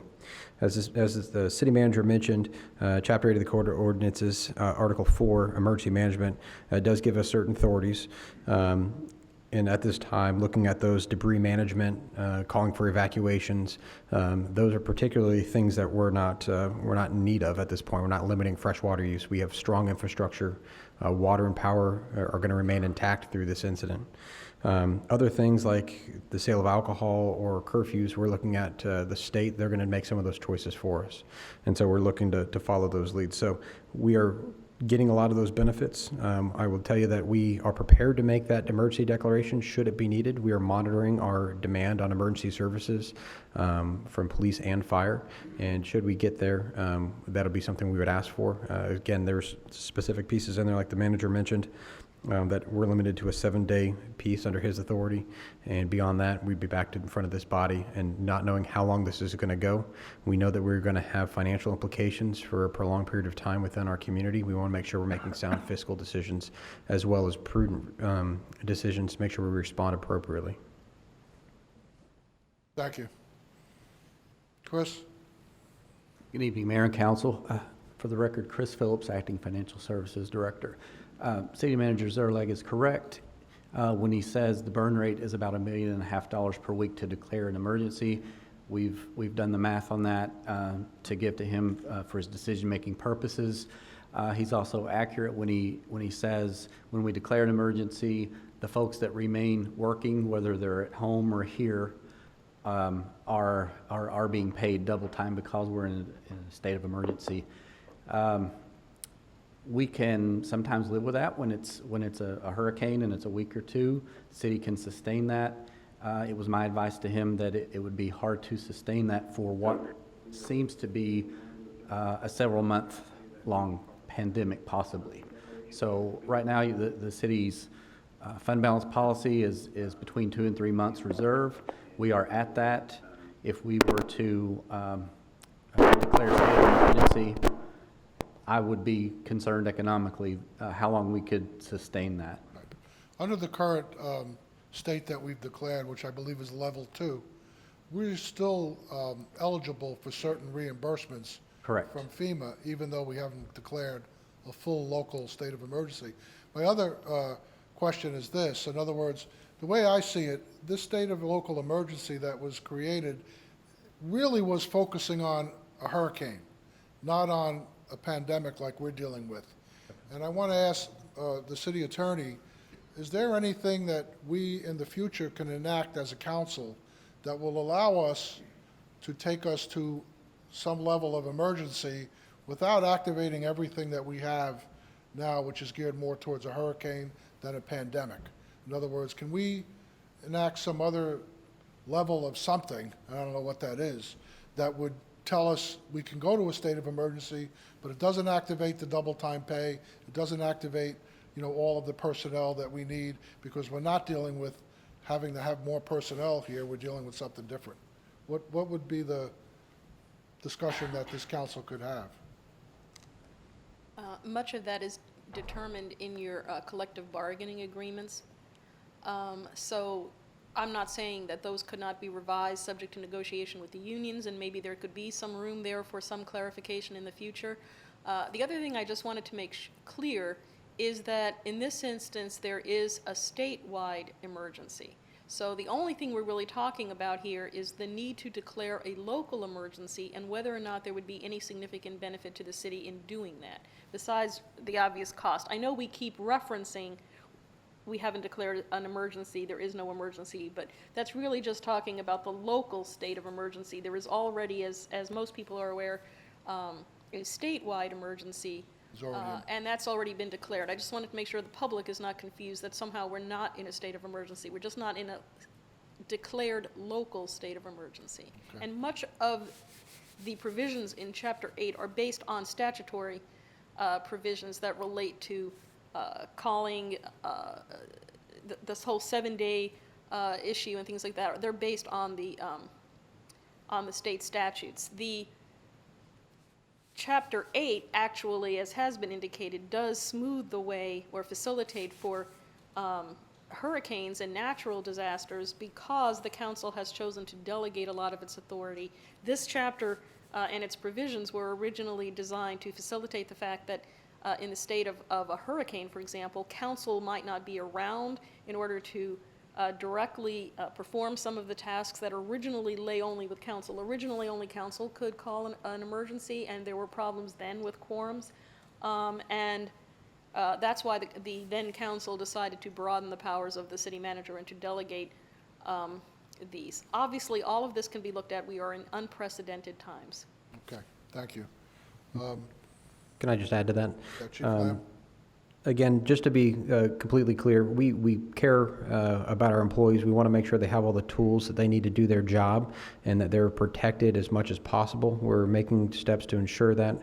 We're fortunate we have a number of masks on site and those types of personal protective equipment pieces to make sure our employees do have the maximum level of protection we can afford them through this process. So we do care about them. We want to make sure that they have the tools that they need to do to be successful.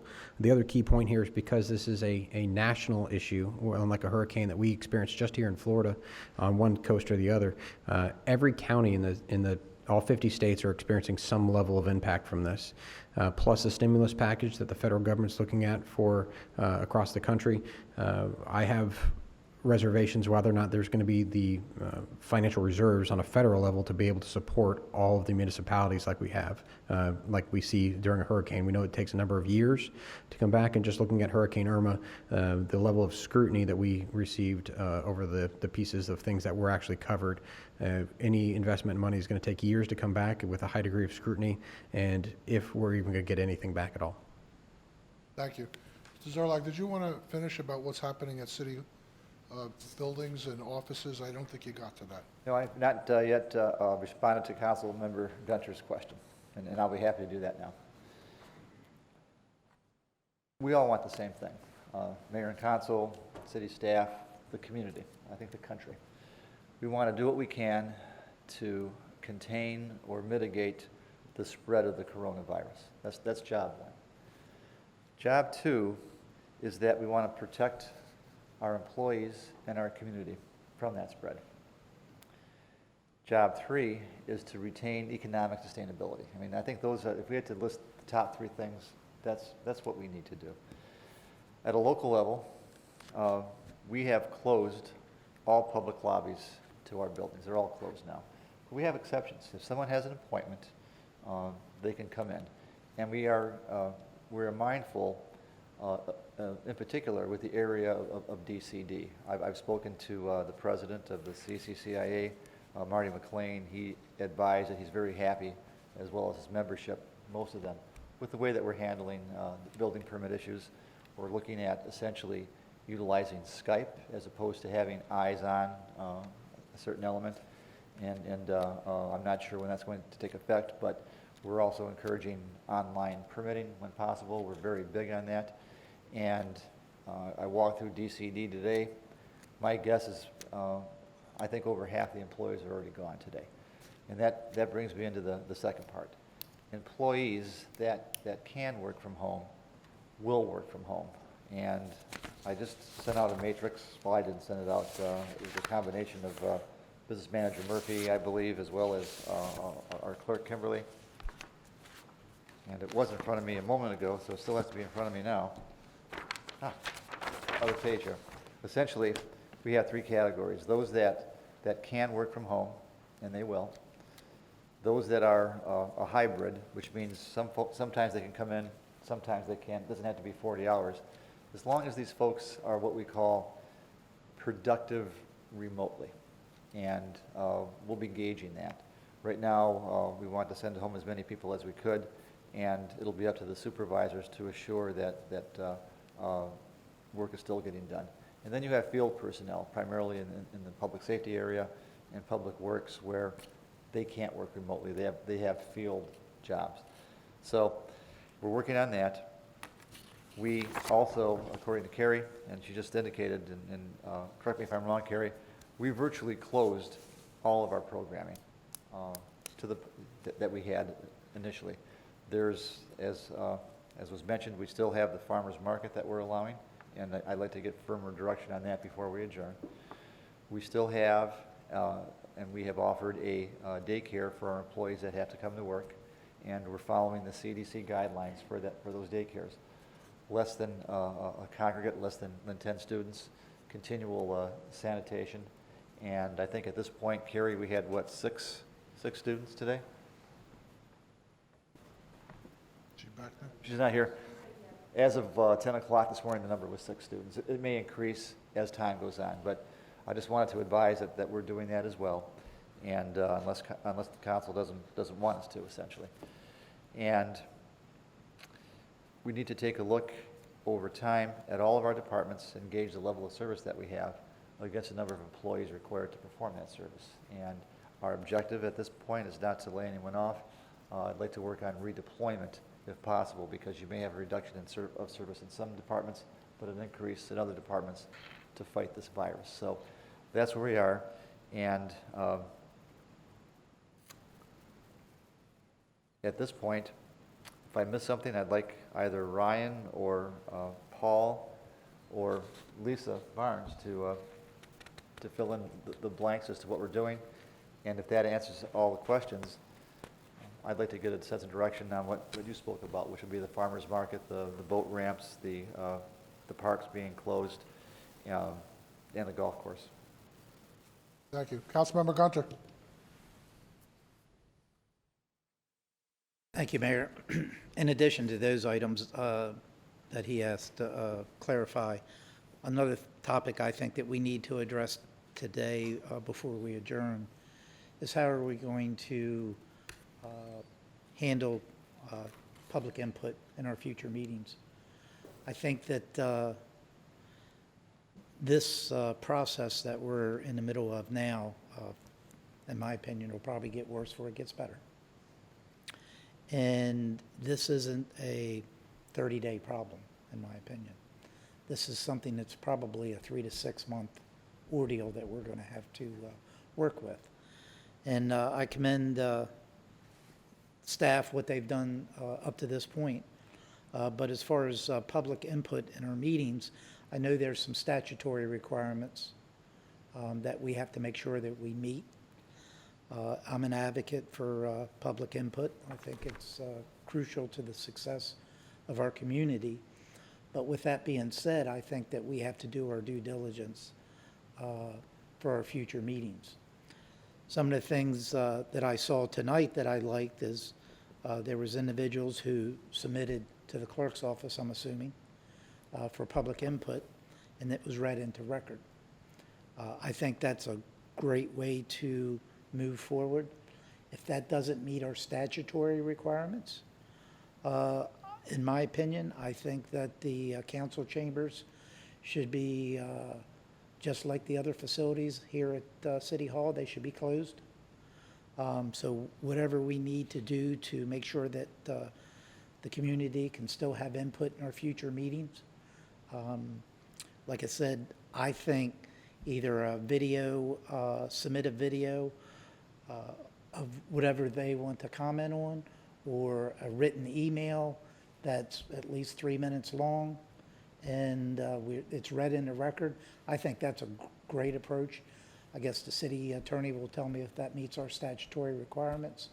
If it does not, and there has to be some other viable type option for them, an off-site location where they can talk, where we can see on the screens if that's needed. So I'd like to hear from the city attorney as well to find out what we need to do, because I think that's something that we have to address. And I'll give you a good example. I'm the one that brought the topic forward for Tropicana Park. And that was in our last meeting that we were supposed to have. That the city manager already says that he was going to take most of those items and push it over to the next meeting here in April. Well, I would have to guess that there would be a large turnout as a result of that topic of discussion. So we have to make sure, not only with that topic, but any topic that we may have in the future, the last thing that I want to see is 50 or 75 people sitting in this room. So I think that we need to try to address how we're going to handle our meetings in the future regarding citizens' input. And I think that we're going to have to come up with some different rules that we have or have practiced in the past. That's all I have. Madam City Attorney, you have a response? Yes. So remote participation is certainly a wonderful thing, and there are a variety of ways of accomplishing that, which you were already discussing, and some of them we were already implementing. Allowing people to come in, even if it's on a restricted basis, to the council chambers and speak to you directly is a safety valve for that. Having some other because here's the thing, not everybody has internet access, not everybody has a computer, so not everybody has the means to communicate with you if the only communication is going to be through technology. So to Councilmember Gunter's point, it may be possible that there could be a remote location, or maybe even here in the city hall somewhere, where people could come and provide they have to be able to see you and be able to communicate with you. And so I'm not exactly sure how that could be provided and whether or not we've got the location or locations to handle that. But there does need to be some means of addressing people who do not have the means to communicate with you through their own technology. Thank you. Thank you. Well, you know, tonight was our first remote meeting, and we had kind of a combination. We had one person come to the podium. We had the one video of the young girl that spoke about the Tropicana Park, and then we had several emails come in. So, you know, that video piece that we had up on the screen, I think, is one mode of people to submit public comment, along with continuing the emails. And then My other thought would be if there was a remote place or somewhere we can keep people spread out that don't have access to either of those means, they can be brought into chambers one at a time and put their public comment in, and then leave. So, there's some discussion that needs to happen in order to make sure that we can have public comment and public input. Councilmember Gunter? I just think that we need to try to come up with a plan before our next meeting. Absolutely, So absolutely. whatever that plan is, Right. I think we need to try to get that plan out there as soon as possible so the public knows. And I still want them to have that opportunity. When I think of a remote location somewhere in the city, it could be something as simple. If you look tonight, we've only had 2 people that spoke during public input. There's about 6 employees, not counting the city manager, city clerk, and the city attorney. So we have a very limited amount of people here tonight. But I think it should continue that way. So if that means we have to, I would hope that the public would take advantage of either the email or the video that was sent in. I think a majority of our population would be able to accommodate that and do that going upon forward. request. Now, if we need to have some location where they could come up and physically talk to us, I mean, it could be something as simple as a mic and a camera out in front of our entrance into our office that's covered overhead, so for any inclement weather. I don't really think that you would see that amount of people elect that course of action for public input. I think they would rather use the email or the video chat. So that could be a caveat that we could throw out there. Hey, if you don't have that access, you can still show up downstairs during public input, which is usually a small amount of time, unless it's a hot topic, and we can make that accommodation for them. But I just think that we need to come up with this plan before our next meeting. So I think going forward, we need to let staff come to us with what's capable and what we're able to do as far as getting comment. Madam City Clerk, would you take on that initiative with IT and see if Yes, there was sir. any other methods aside from what we did today Yes, sir. that might be able to be used, and then report back to us maybe on April 6th or before, if you have any information that something we can do for that meeting would be great. Okay? Okay. Councilmember Welsh? Is it possible for those who do want to attend in person to sign up ahead of time? And because we do have a time restraint, so if we had folks like if it was Tropicana and 90 people showed up, it's not realistic that all of them would be able to speak within the time constraints. So does our charter allow for us just to say the first 30 who sign up to be here physically would be allowed to participate, so that we don't have folks gathering outside, even under the little spot outside City Council, that are closer than 6 feet together, waiting to get in or watching or so forth? Can we have some kind of a sign up, whether by telephone or some other method? Madam City Attorney? So I think you have several things available to you. And one might be, as unpopular as that may be, that perhaps one of the questions the council should consider is there any item that you would not want to consider in the next month, for example? If you are concerned about something that would attract large crowds, you have the ability to say, perhaps we want to, I'm not saying that you have to do this, or if it's even a good idea to do this, but it may be something you might want to consider in terms of if there is some item that is expected to draw a large crowd, then maybe that item could be scheduled later rather than sooner, when you have a better grasp on how the COVID-19 situation is evolving. Another opportunity you have is, yes, even now your citizens' input is limited to a certain time frame unless council is to extend that. So yes, it could be limited even for people who are here, that it would be limited to the half an hour for them to be here, and how many people would be able to speak in that.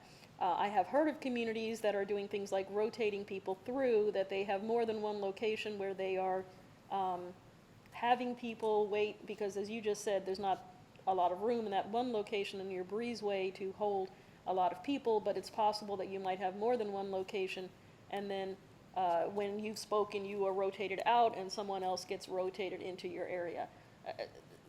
As I said, there are a number of different things that could be done. But yes, you are able to limit the time. You've already limited the time. Obviously, it will be longer if you are taking, actually, that's something you need to talk about, is how much of your half an hour or 45 minutes of citizens' input time will you allow to be taken up with emailed comments and things of that kind? Are you expecting them to be read into the record?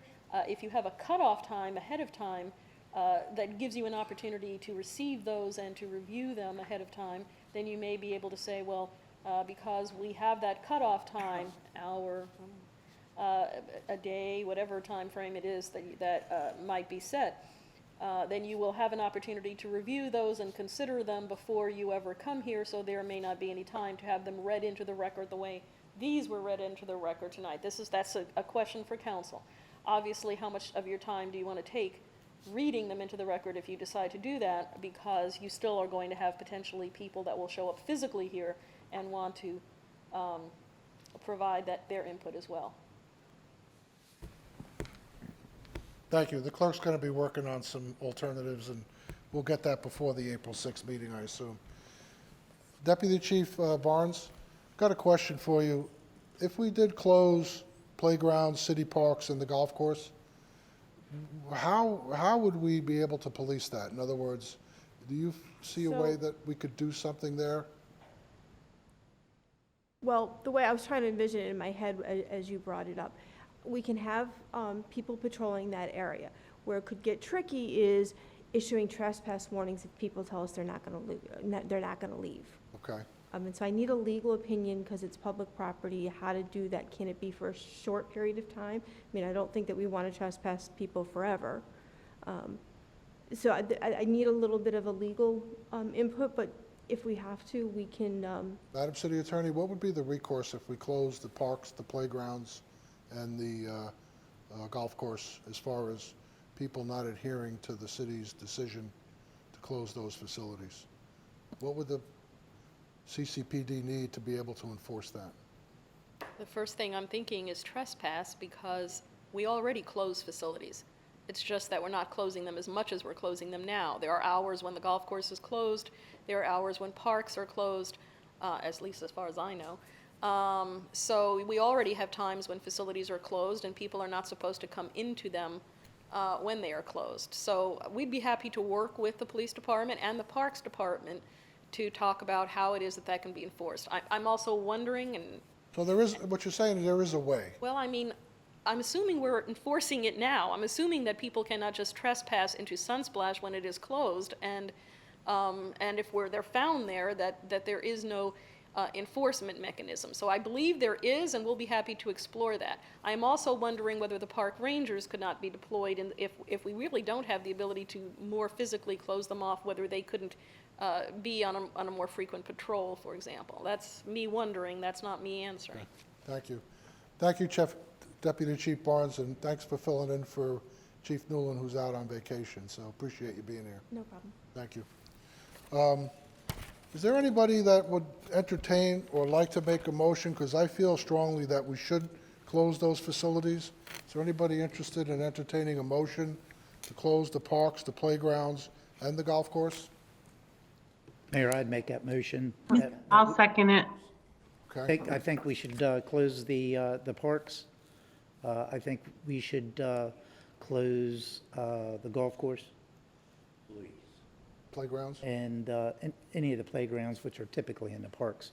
I do know most of the parks, my understanding, most of the parks had a gate, so that would be fairly easy to do, to shut the gates. If they don't have a gate, then I guess my question would be for Mr. Klingon. Do we have some temporary barriers that could be put up to restrict the access into the parking lots, into the entranceways?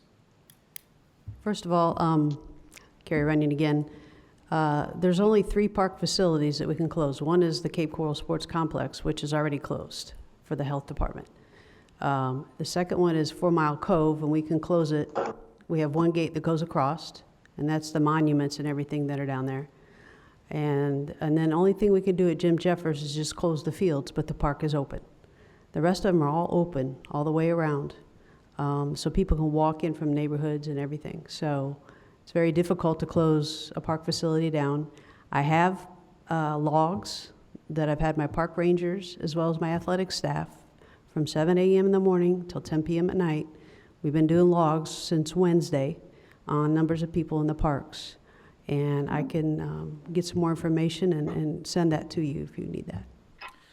But my question for Mr. Klingon was, do we have any temporary barriers that we could block off the parking lots? Excuse me, Paul Klingon, Public Works. Certainly in situations we do, we actually had coral rock, that you can put in as far as not getting into park.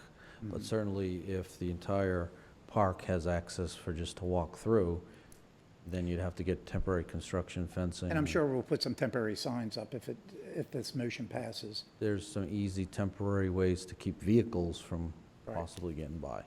And it's something that we could put out in social media, on our city webpage. Right, I think most people, if they know the parks are closed, they're not gonna go, but certainly. So I made my motion, and I think I heard We had a a second. second, who was the second? Councilmember Nelson. Councilmember Nelson, Here. okay. Second, yes. All right, so we have a motion and we have a second. Is there more discussion about? And I would, and I yes, would, I would, su- I would- one I thing would wanna like say- to have- Hold on one second. I want to suggest that we do this and make it up until April 6th, until we have our next meeting. So then we can take a look at it periodically. That's just a few weeks away.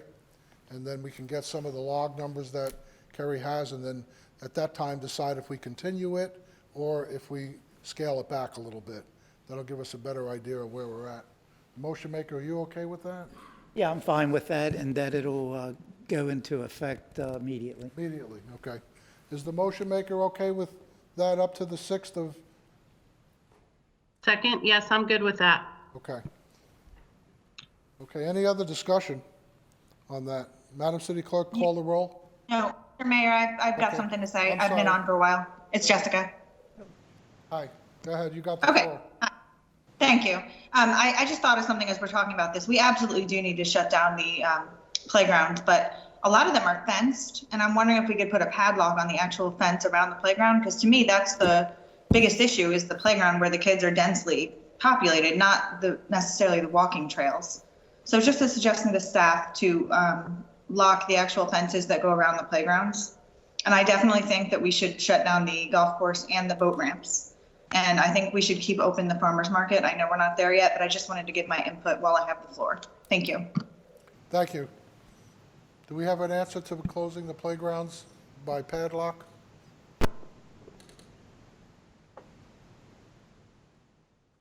Some of them have a 4-foot fence all the way around, so we couldn't put a lock on them. But it's about 50%. So half of them do, half of them don't. Okay. But we could put some kind of a barrier around, even if it's caution tape with a sign closed? Temporary fence. Yeah, we could do that. We Temporary fence like we have at the yacht club? well, we don't have enough temporary fence, but we could put a sign up, say it's closed. Thank you. So right now on the floor is just the parks, the playground, and the golf course. And we have a motion, we have a second. Madam City Clerk, let's call the roll. Stout, Aye. Welsh, Aye. Williams, Aye. Kariosha, Aye. Cosden, Aye. Coviello, Aye. Gunter, Aye. Nelson. Aye. All ayes, motion carried. Thank you. Okay.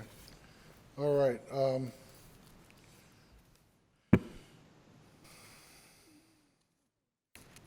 I want to throw something out just regarding,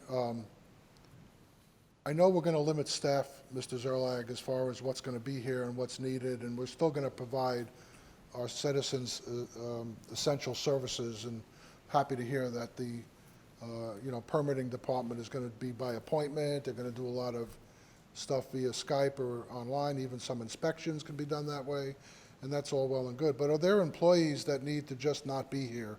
And one of the alternatives that I thought would be in your tool chest would be putting them out on leave with pay, where they're not going to be working, but they don't need to be here. Is that an option that you've considered, going forward, if we don't need to keep people, we don't want to go, we know we don't want to go to a state of emergency or a local state of emergency at this time, but that is something that you've done before with other employees, that you have the option to do. If employees can't work from home and they don't need to be here for any reason, then that might be an option you take into consideration. Just in response, one thing that we'd like to do first is to see if they can be redeployed. Like tomorrow morning, I'll see where I can put the golf course employees in the part of the organization. I'm concerned about the precedent we may set if we send people home with pay for not working, essentially, because then I'm going to get in a situation like an almost declared emergency, where I'm then going to get employees that say, well, you're paying me for not, you're paying these folks for not working. I am working. I want to make more money than these folks do. So I'd like to hold off on that if I may, and try to concentrate primarily on a redeployment. Good. Councilmember Gunter? Thank you. I just want to go back to one other topic, but just real quickly, some, like the parks, I know we've shut down the parks, and I know there was some concern with being actually to be able to do that. Well, one thing that we may be able to do with an employee, say at the golf course, we could start assigning employees throughout the parks in the city to make sure they notify if someone tries to go into the park. So if we're looking for something for somebody to do, that's something that we may want to consider. Yeah, that's a good point. I think in terms of our prime directive of doing what we can to mitigate the spread of the virus and also protect our community and employees and retain economic sustainability, that's also for our employees. So I think that as the level of service decreases in one area of the organization, it'll require a redistribution and redeployment in other areas to help in the containment effort. And that's, I think, should be our prime directive at this point in time. Thank you. The topic I wanted to get back to, because I didn't really hear any good direction on that, was the police department as far as enforcing the governor's executive orders on the businesses. Will we see a plan come forward of how we could do that? Whether we have a special detail out there, if the police department's too busy to really focus on that, I understand. So Go ahead. my plan is to have 2 to 4 officers, depending on staffing, assigned to checking businesses. As far as criminal enforcement of that, we don't have that ability. It goes to the Department of Professional Regulation and/or Alcohol, Beverage, and Tobacco. We've been in touch with them. We've created a system where we're going to take reports, we're going to document the violations, and we're going to send the reports to them.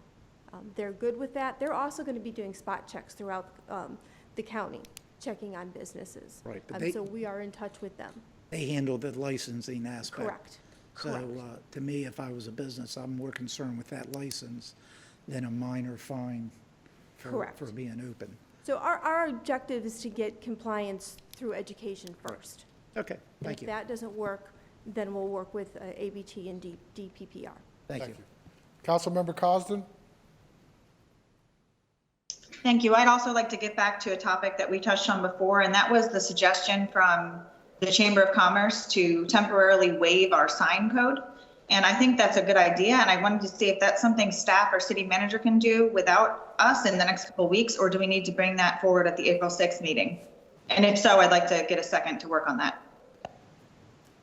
I believe it would have to be a change initiated by mayor and council, and we can certainly bring something back, a simple suspension perhaps during the pandemic, and then once the pandemic is over with, go back to our business as usual. So that we can shoot hopefully for April 6th.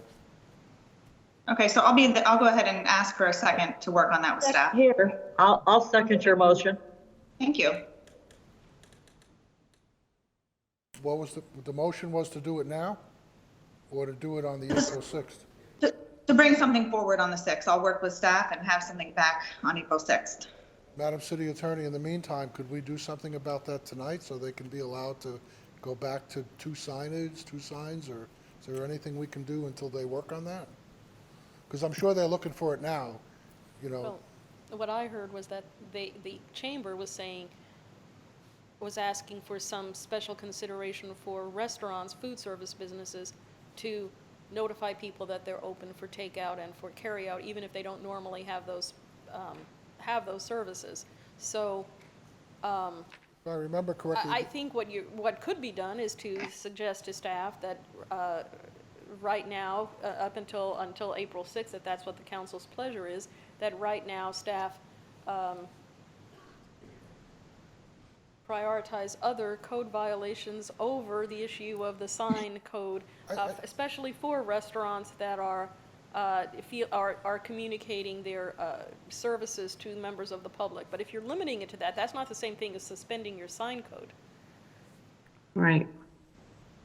And that's maybe some of what Councilmember Cosden is intending to work on over the next couple of weeks. Councilmember Cosden, you got the floor. I'm good. I'd like to hear what everyone else has to say. Okay. If I remember correctly, though, the ordinance now allows one sign, am I correct? I'm pretty sure it allows one, and what they were looking for was to be able to use two, if I'm not mistaken, if I remember the email correctly. Okay. The takeout. So, Councilmember Gunter? Yeah, my understanding was they wanted a second A-frame style sign. Now, my recollection is the banners are not allowed anyway, is that correct? I don't think you're allowed to have a banner at all.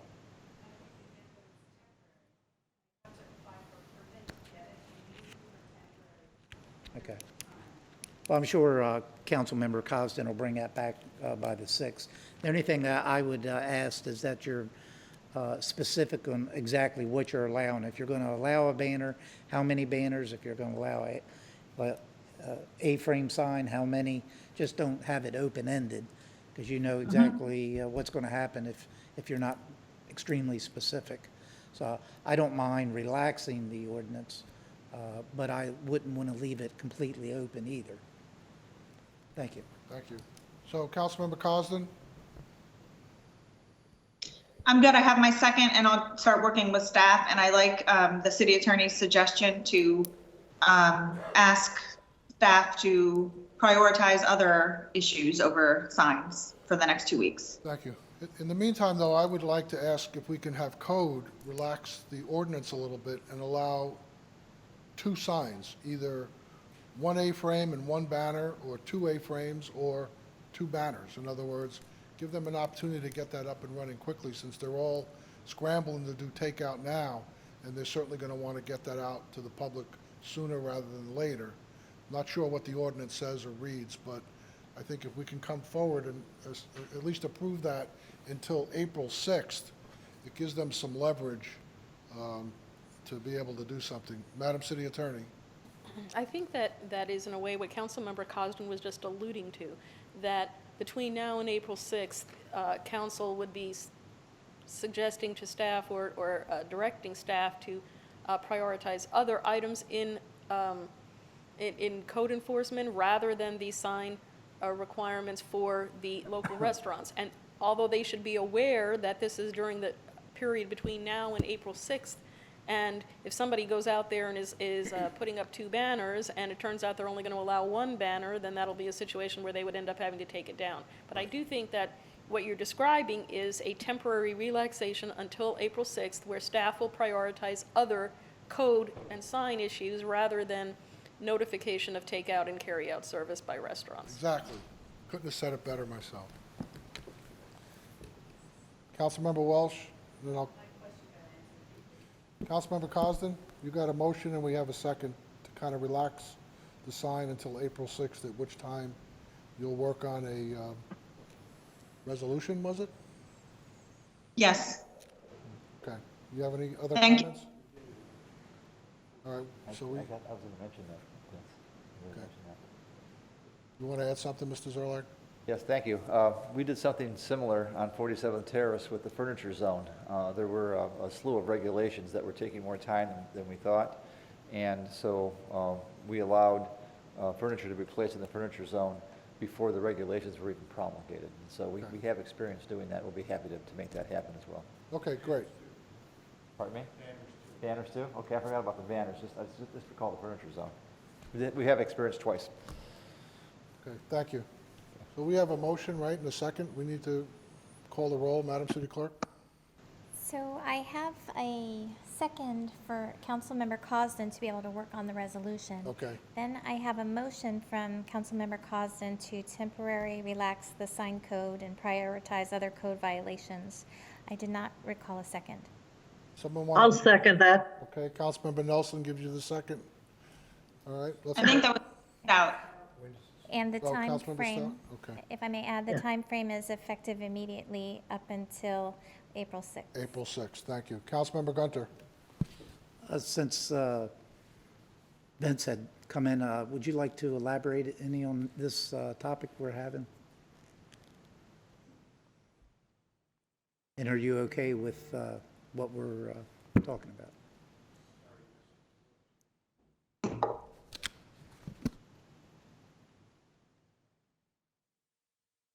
Vince Cotero, Community Development Director, came up as soon as I could. We were watching it remotely.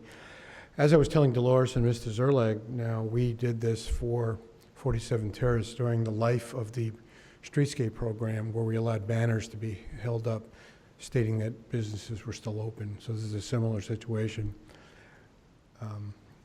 Mr. Zerlag just gave me the authority to do it, and we suspended it. So a resolution, I don't think hurts. If Ms. Menendez feels more comfortable with that, certainly, but I'm prepared to implement it tomorrow. I do have a concern about the A-frame signs, though. I think that's going to create a danger. People are going to start putting them in parking lots and sidewalks. We have a hard enough time asking people to just have one now. Banners, I don't think is an issue, but I was wondering if the council would clarify that on the signs, because if I heard Kimberly correctly, when she read Donna Germain's letter into the record, it asked for A-frames and also banners were mentioned, but I don't know if it was an either or if it was an and that's significant. Again, it's your choice, and we'll monitor that the best we can, but I would recommend to you that the A-frames is probably a stretch at this point. Does still have the floor, Mayor? My other question would be to the motion maker, just so I'm clear, did you clarify exactly how many signs? Was it just 2 signs, banner and A-frame, or 2 A-frames, or just 2 signs? I didn't hear that in the motion. Councilmember Cosden? It was not in the motion.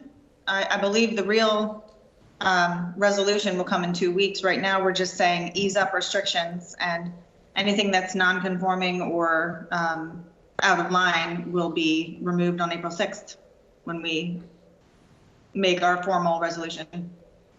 Yeah, the only thing we want to be careful is we don't want businesses to go out and buy these signs, and then in April 6th, we kill it and they can't do it.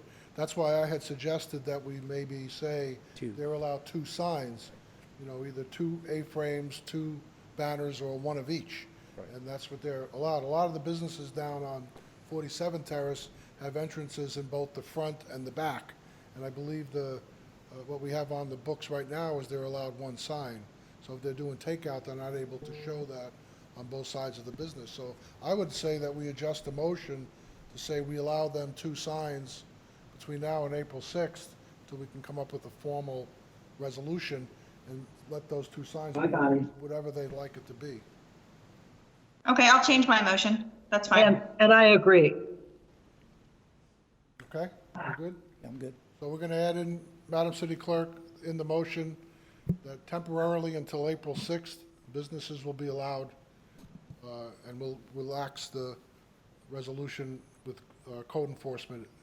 2 signs of their choice, either banners or A-frames. Okay, I would ask that you clarify that it would be a hanging banner, not a feather banner. Okay. That's going to get really difficult. So you want to either a hanging enforce. banner, none of those Yeah. stand-up, hanging banner or A-frame sign. And the certain dimensions we have in the code, right? For those A-frames and hanging banners? We want to stay with those dimensions? Yes. Okay. Okay? One quick thing, in the letter that I read from the Chamber of Commerce, they did talk about permitting requirements. Is that, I think we can waive that until April 6th.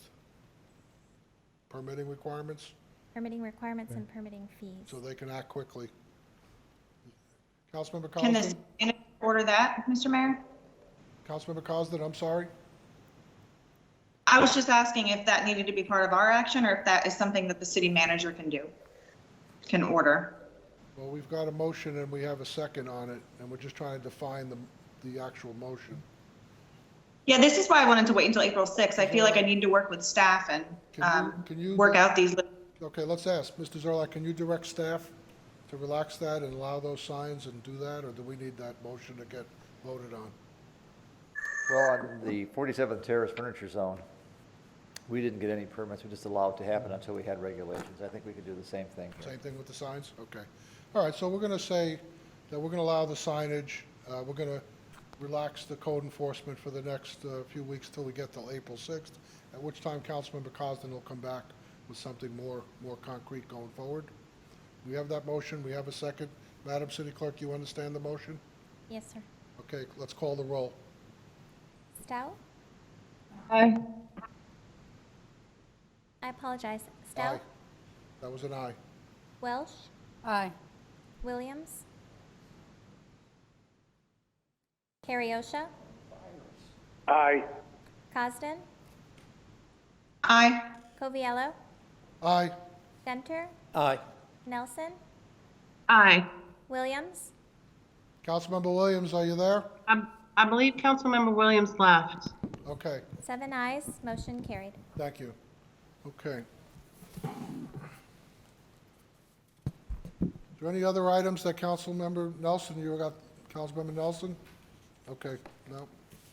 Oh, wait. Hi, sorry. I just wanted to add too, while we're looking at things like we've already looked at Waste Pro, we're looking at relaxing some of the sign permitting items. I want to know if maybe for our next meeting, staff could maybe bring to us some other things that would help ease some of the difficulties of our small businesses in town, like if there's any other things we can do as a city to relax some of the regulations that will help these businesses at this time. That was all. Thanks, Mayor. Thank you. Any other discussion? Okay. Madam City Attorney? Just as a suggestion, as something that council might want to take up, is the issue of your advisory boards and committees. And do you want, as a council, to suspend their meeting for a certain period of time? And then I'm going to ask that you consider in that not only boards and committees, but the issue of, for example, one of those would be planning and zoning. Even though they at this point only make recommendations, they do make recommendations concerning ordinances and land use and LDC ordinances, and also comp plan changes. So anything that you were thinking of having for a public hearing that fall into those arenas, if P&Z is not meeting to make that recommendation, then those would be delayed. And then you have code enforcement and the hearing examiner as well. Those bodies both make actual decisions. Code enforcement, I know, just met last week, so that may be something you all want to take up. Do you want these boards and committees and other services to continue? And if not, for how long do you want to suspend them? Thank you. I would say suspend them, at least from my perspective, at least the next 30 days. Mr. City Manager? Thank you. Just wanted to mention that there were a couple other matters that were brought up where there was not a majority on how to proceed, and that was the opening or closure of the boat ramps as well as the farmers market. I heard both pros and cons during the course of the evening. Councilmember Gunter? As far as what the city attorney brought up. I think, I agree with the mayor, I think we should suspend it all for 30 days. Like I said earlier in the meeting, I think this is going to be something that's probably going to last longer than 30 days, but at least that 30 days gives us time to come up how we're going to still have these types of meetings, because I think, you know, we can cancel it for 30 days or 60 days, but if this is a 6-month ordeal, I don't think that we want to keep some of those organizations like planning and zoning or the HEX examiner. I think if it's going to be a long period of time, we've got to have a plan in place. One of the things that I suggested to the city manager was like a HEX examiner, she could be here, or a planning and zoning commission could be here, and maybe do a video conference using Chester Street. It's a smaller facility, maybe only have that particular hearing for that day. That way we can clean the facility once it's not being utilized anymore for the next meeting. So even if we have to have, I know like the planning and zoning, they usually only meet once a month. Maybe if we go to some type of plan like this, maybe they meet twice a month, so we don't have as many people waiting for a hearing, and try to come up with a plan like that. But I think for the next 30 days, that all of those organizations that she mentioned should be suspended until such time where we come up with a plan how we're going to have those meetings in the future, if need be. Thank you. Do we need a motion to that effect, to suspend those committee and board meetings? Yes, as I'm hearing it, if there is to be a motion, that it would be to suspend for the next 30 days all board and committee meetings, as well as the hearing examiner, the code enforcement. I think those are the ones. Those are the main ones. And Mayor, I'll make that motion, but I think Mr. Katera has some input he'd like to I'm going to see what he has to say. say, and then I'll make that motion. Mr. Katera? Yes, thank you, Mr. Mayor. I would like to know if that motion includes the Construction Regulation Board, which is scheduled to meet this week, and we have 10 contractors requesting licenses and 1 disciplinary case, which can wait. And when I'm done, Chris wants to talk to you about the Selection Advisory Committee, but just to get to Councilmember Gunter's point, we submitted just last week to Unified Command the protocols we used for the special magistrate to hear code enforcement cases. Meeting went very well, off very well. I think, you know, if that's what you're looking for all of the staff that deal with advisory boards or decision-making bodies like the hearing examiner sometimes, and the regulation board, I think you'd be pleased with the plan that we recommended to Unified Command on how many people could be in the room and so forth, similar to what you're doing tonight. The suggestion about remote is excellent. We can certainly look into that. But my immediate concern is the Construction Regulation Board this week, because we have 10 potential business owners that are waiting, and it's your call if you want to make them wait another 30 days. If you, can you conduct that meeting in a safe manner, and then would that clean up a lot of the stuff that they need to do for the next 30 days after Yes, that? and we would set up the protocols almost exactly as we did for the magistrate meeting, although there would be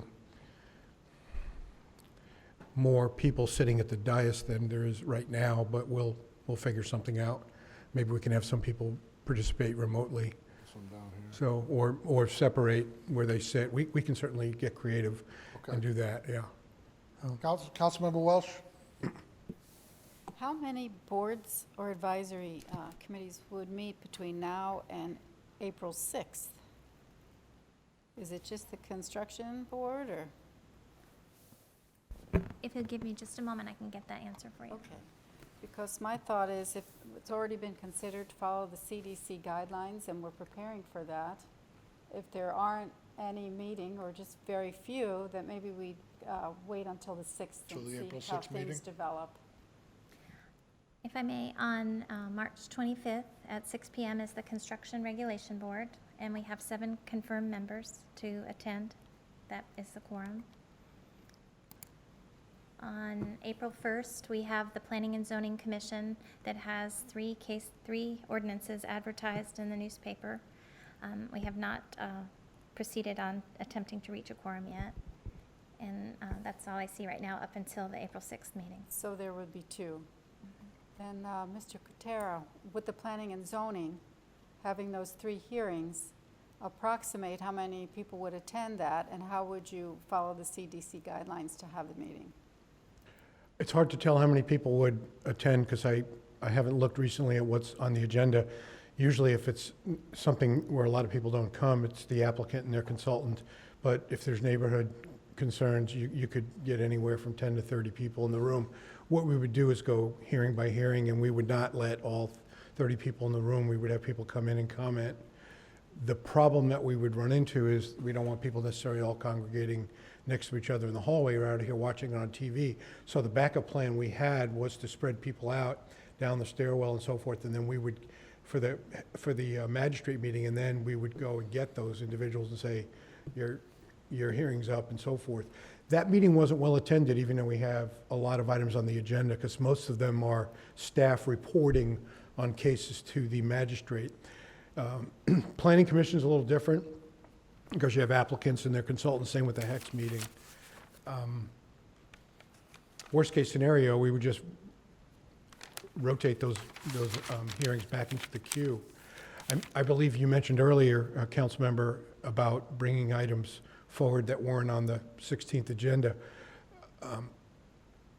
We have to re-advertise all of those because of state law requirements, statutory requirements. So we're going to do our best now to start to cycle over again, so that the ones, if the Planning Commission isn't heard on the 3rd, we could have a special meeting later, past the 30 days that you've asked us. And the Planning Commission has been very good about holding special meetings, and so is the hearing examiner. So while it seems like it would be a very big issue on the surface, I don't think it is.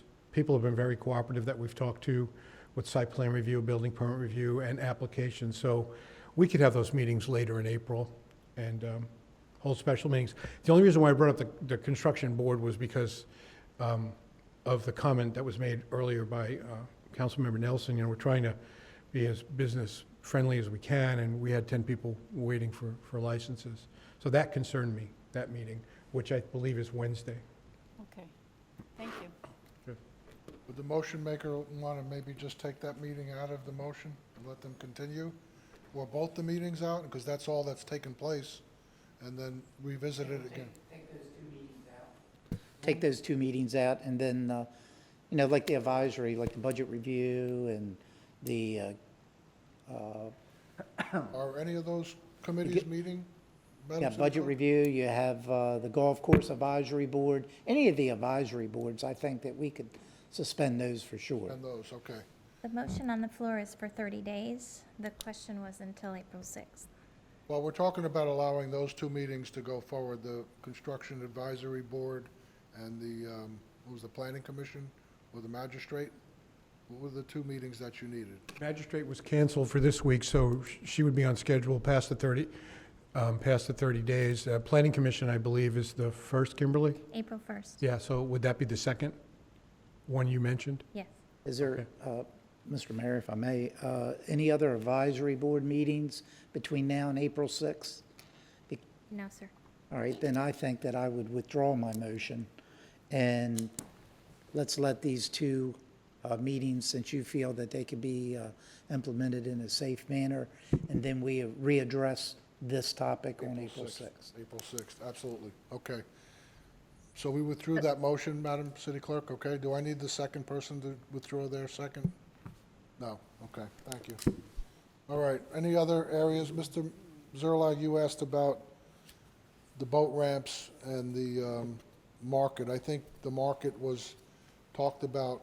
Councilmember Welsh was there and thought that things were spaced and that it was, you know, not well attended, and it seemed to be okay. Right.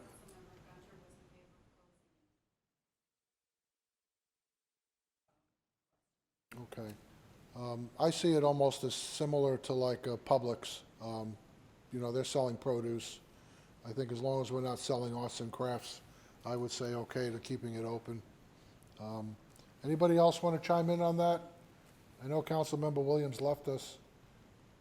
About the farmer's market, let's talk about that first. I'd like to see the farmer's market remain open, and also voting, since some of our council members are still doing voting, I don't see a reason to close it. Okay. Anybody else want to comment? Councilmember Cosden on the market? I know you said you were good. Councilmember Carriosha, any thoughts about the market or the boat ramps? I think comparing it to the Publix or Winn-Dixie produce is the same thing. As far as the boating, I don't have a problem allowing people to boat. But then again, if you're out there and you see 6, 7 people sitting in a boat, we're only being part of the problem then. But I'm kind of open for it. Well, I will mention that I am on daily, including Saturday and Sundays, conference calls with the mayors from Lee County as well as county commissioners. The problem with the boating, it's really not here in Cape Coral. It's at the beaches where they tie up. I've heard they've got 10, 12 boats tying up together. They're at some of the beaches. And so I would say that at this point, leave it alone and we'll see if they can police that. Because that's, to me, what they need to police, not whether or not somebody launches their boat. They need to get involved with the sheriff's department. I don't know if CCPD can offer some assistance outside of the jurisdiction of Cape Coral, but the issue is not here in our city, it's elsewhere. It's out on Sanibel, it's out at Cayo Costa, it's out at Lover's Key, where these boats, and we don't know where they're coming from. So I would say leave both those ramps and the market open is my take. Anybody else have any comments? Yeah, I'm with that. I agree with you, Mayor, and especially with the market, given that folks can use their food assistance to purchase items there. I would say absolutely that's a huge community benefit. Okay, and remember, we could always revisit this in just a few weeks as well, or if something needs to change, Mr. Zerlag has the ability to be able to do that. Mr. Zerlag? Thank you. Just for clarity then, we'll leave the farmer's market and boat ramps open. And again, as you said, it can always be reviewed at a later date. And also the last event that we have, and we mentioned it earlier, is that we are following CDC guidelines for daycare for our employees. I take it that's okay too. The last thing that I had brought up was the Chester Street Resource Center in the CRA, as I call it, the CRA building. Right. Is there any employees that are working in there, and is it just one? We do have a satellite station there for the police department. And I'll defer to Lisa Barnes to see if she'd like to keep them still there. Right. I know some cities that are actually having a decentralization of their employees within departments. The police department is an example. I understand one city has a different building for detectives, and you know, and then you have your officers and so forth. So. Yeah, they're pretty separated though from each other. So. Yeah, I think there's only 2 employees in the police department. Although, again, Lisa would correct me if I'm wrong. So we have one civilian employee there. I've given them the option of giving her the ability to work from home. Okay. So we're working on that aspect. But there is glass between her and the public. Okay. So she does have that barrier of protection. Okay. On the back side of the Chester Street, we've gone to doing separate roll calls instead of doing one big one. So South District is still doing their roll calls in the back. That's just them. That's not open to the So public. your feeling is they're operating in about as safe as manner as they Correct. possibly can? Absolutely. You know, one last thing I'm going to bring up, and I'll get over to Councilmember Gunter in a sec. Has there been any discussion about testing first responders? In other words, one of the concerns that I have as mayor is that you're out on the front line, you're making traffic stops, you're interacting with the public, as does our fire department as well. Have you guys talked about that? And if there's a plan in place to do that, can we be enlightened as to what that is? Sure. So we've done, first of all, we've done a couple things from the get-go on this. When this all broke, we had several people out of the country on vacation. We followed the CDC guidelines on self-quarantining before they come back. I've spoken with Chief Lamb, who's spoken with Lee Memorial, or Lee Health. So what we're trying to do is that if we have someone that needs to be tested, we're kind of asking to be bumped to the head of the line. And maybe you can. Yeah, Chief Lamb again for the record. Professionally, I'm certified as a public safety advanced infectious disease officer. With the fire department, we interact with individuals with meningitis, tuberculosis, HIV/AIDS, hepatitis, you name the disease on a regular basis as part of our daily job. And so one of the things that we've worked with on that is, again, taking measures to make sure we have protective measures in place, masks, eye protection, and gloves. However, dealing particularly with the testing part, we have worked with the health department. CFO, who's our state fire marshal, Jimmy Petronis, has also made an emphasis on putting first responder testing as a priority. And that's part of our relationship with supporting the Lee Health site there, is to help get our first responders in and get tested through that process. Again, right now we're still seeing anywhere from 72 to 96 hour responses for those tests. Working with Lee Health, there's some equipment that they anticipate to get in. We should take that down to less than 24 hours here, hopefully in another less than a week. Right, okay. Because one of my concerns is that if this gets into the department and it spreads amongst our first responders, then our city's at a big disadvantage, and I'm sure you're all taking the proper precautions to try to eliminate that from happening. So let's just be conscious of that going forward, because we need you guys. And that's one of the things we've talked about, is Gals. making sure we keep our troops. Guys and gals, sorry. Yes. Making sure that we keep our troops up, and as we enter a battle, we got to keep people up, and sometimes that means putting somebody off for a little bit right now so that we don't get that local spread within our own agencies, but trying to make sure we have enough of our forces available to respond to this epidemic. Thank you. Councilmember Gunter. Thank you. City attorney and the city clerk, are you going to make a recommendation as far as citizens' input for future meetings prior to our April 6th meeting, is my understanding? I just want to clarify that. The mayor assigned myself to work with IT to come up with a plan, so I would work through the city manager to put out a memo. Okay, thank you. Yeah, and I want to say thank you to the staff. This is unprecedented that we've had this remote quorum meeting. Overall, I think it's worked very, very well. We've got, council members that are, more comfortable not being here. They were able to participate through the Microsoft Teams software, and I think for the most part it worked extremely well for our first time. I'm looking forward to perhaps continuing with more of us here if possible, but at least this is an avenue for us to conduct council business in a fashion where everybody can still participate. So thank you to staff, thank you to Michelle Hoffman, IT, thank you to the clerk, thank you to city council staff, Pearl and Connie and James, and everybody that contributed to make this happen. And I know I did spend, as Councilmember Gunter, quite a bit of time, and I called everybody and anybody I could talk to, from Senator Benaquisto to the governor's office to aides to people who had contacts, to get that pushed forward as far as having the executive order that's allowing us to conduct city business. So I'm glad it worked out the way that it did. Any other comments, discussion? Okay. The next regular meeting of City Council is scheduled for Monday, April 6, 2020, at 4:30 p.m. here in council chambers. Do I have a motion to adjourn? So moved. So moved. I have a second? Second. All in favor? Aye. Any opposed? Meeting adjourned.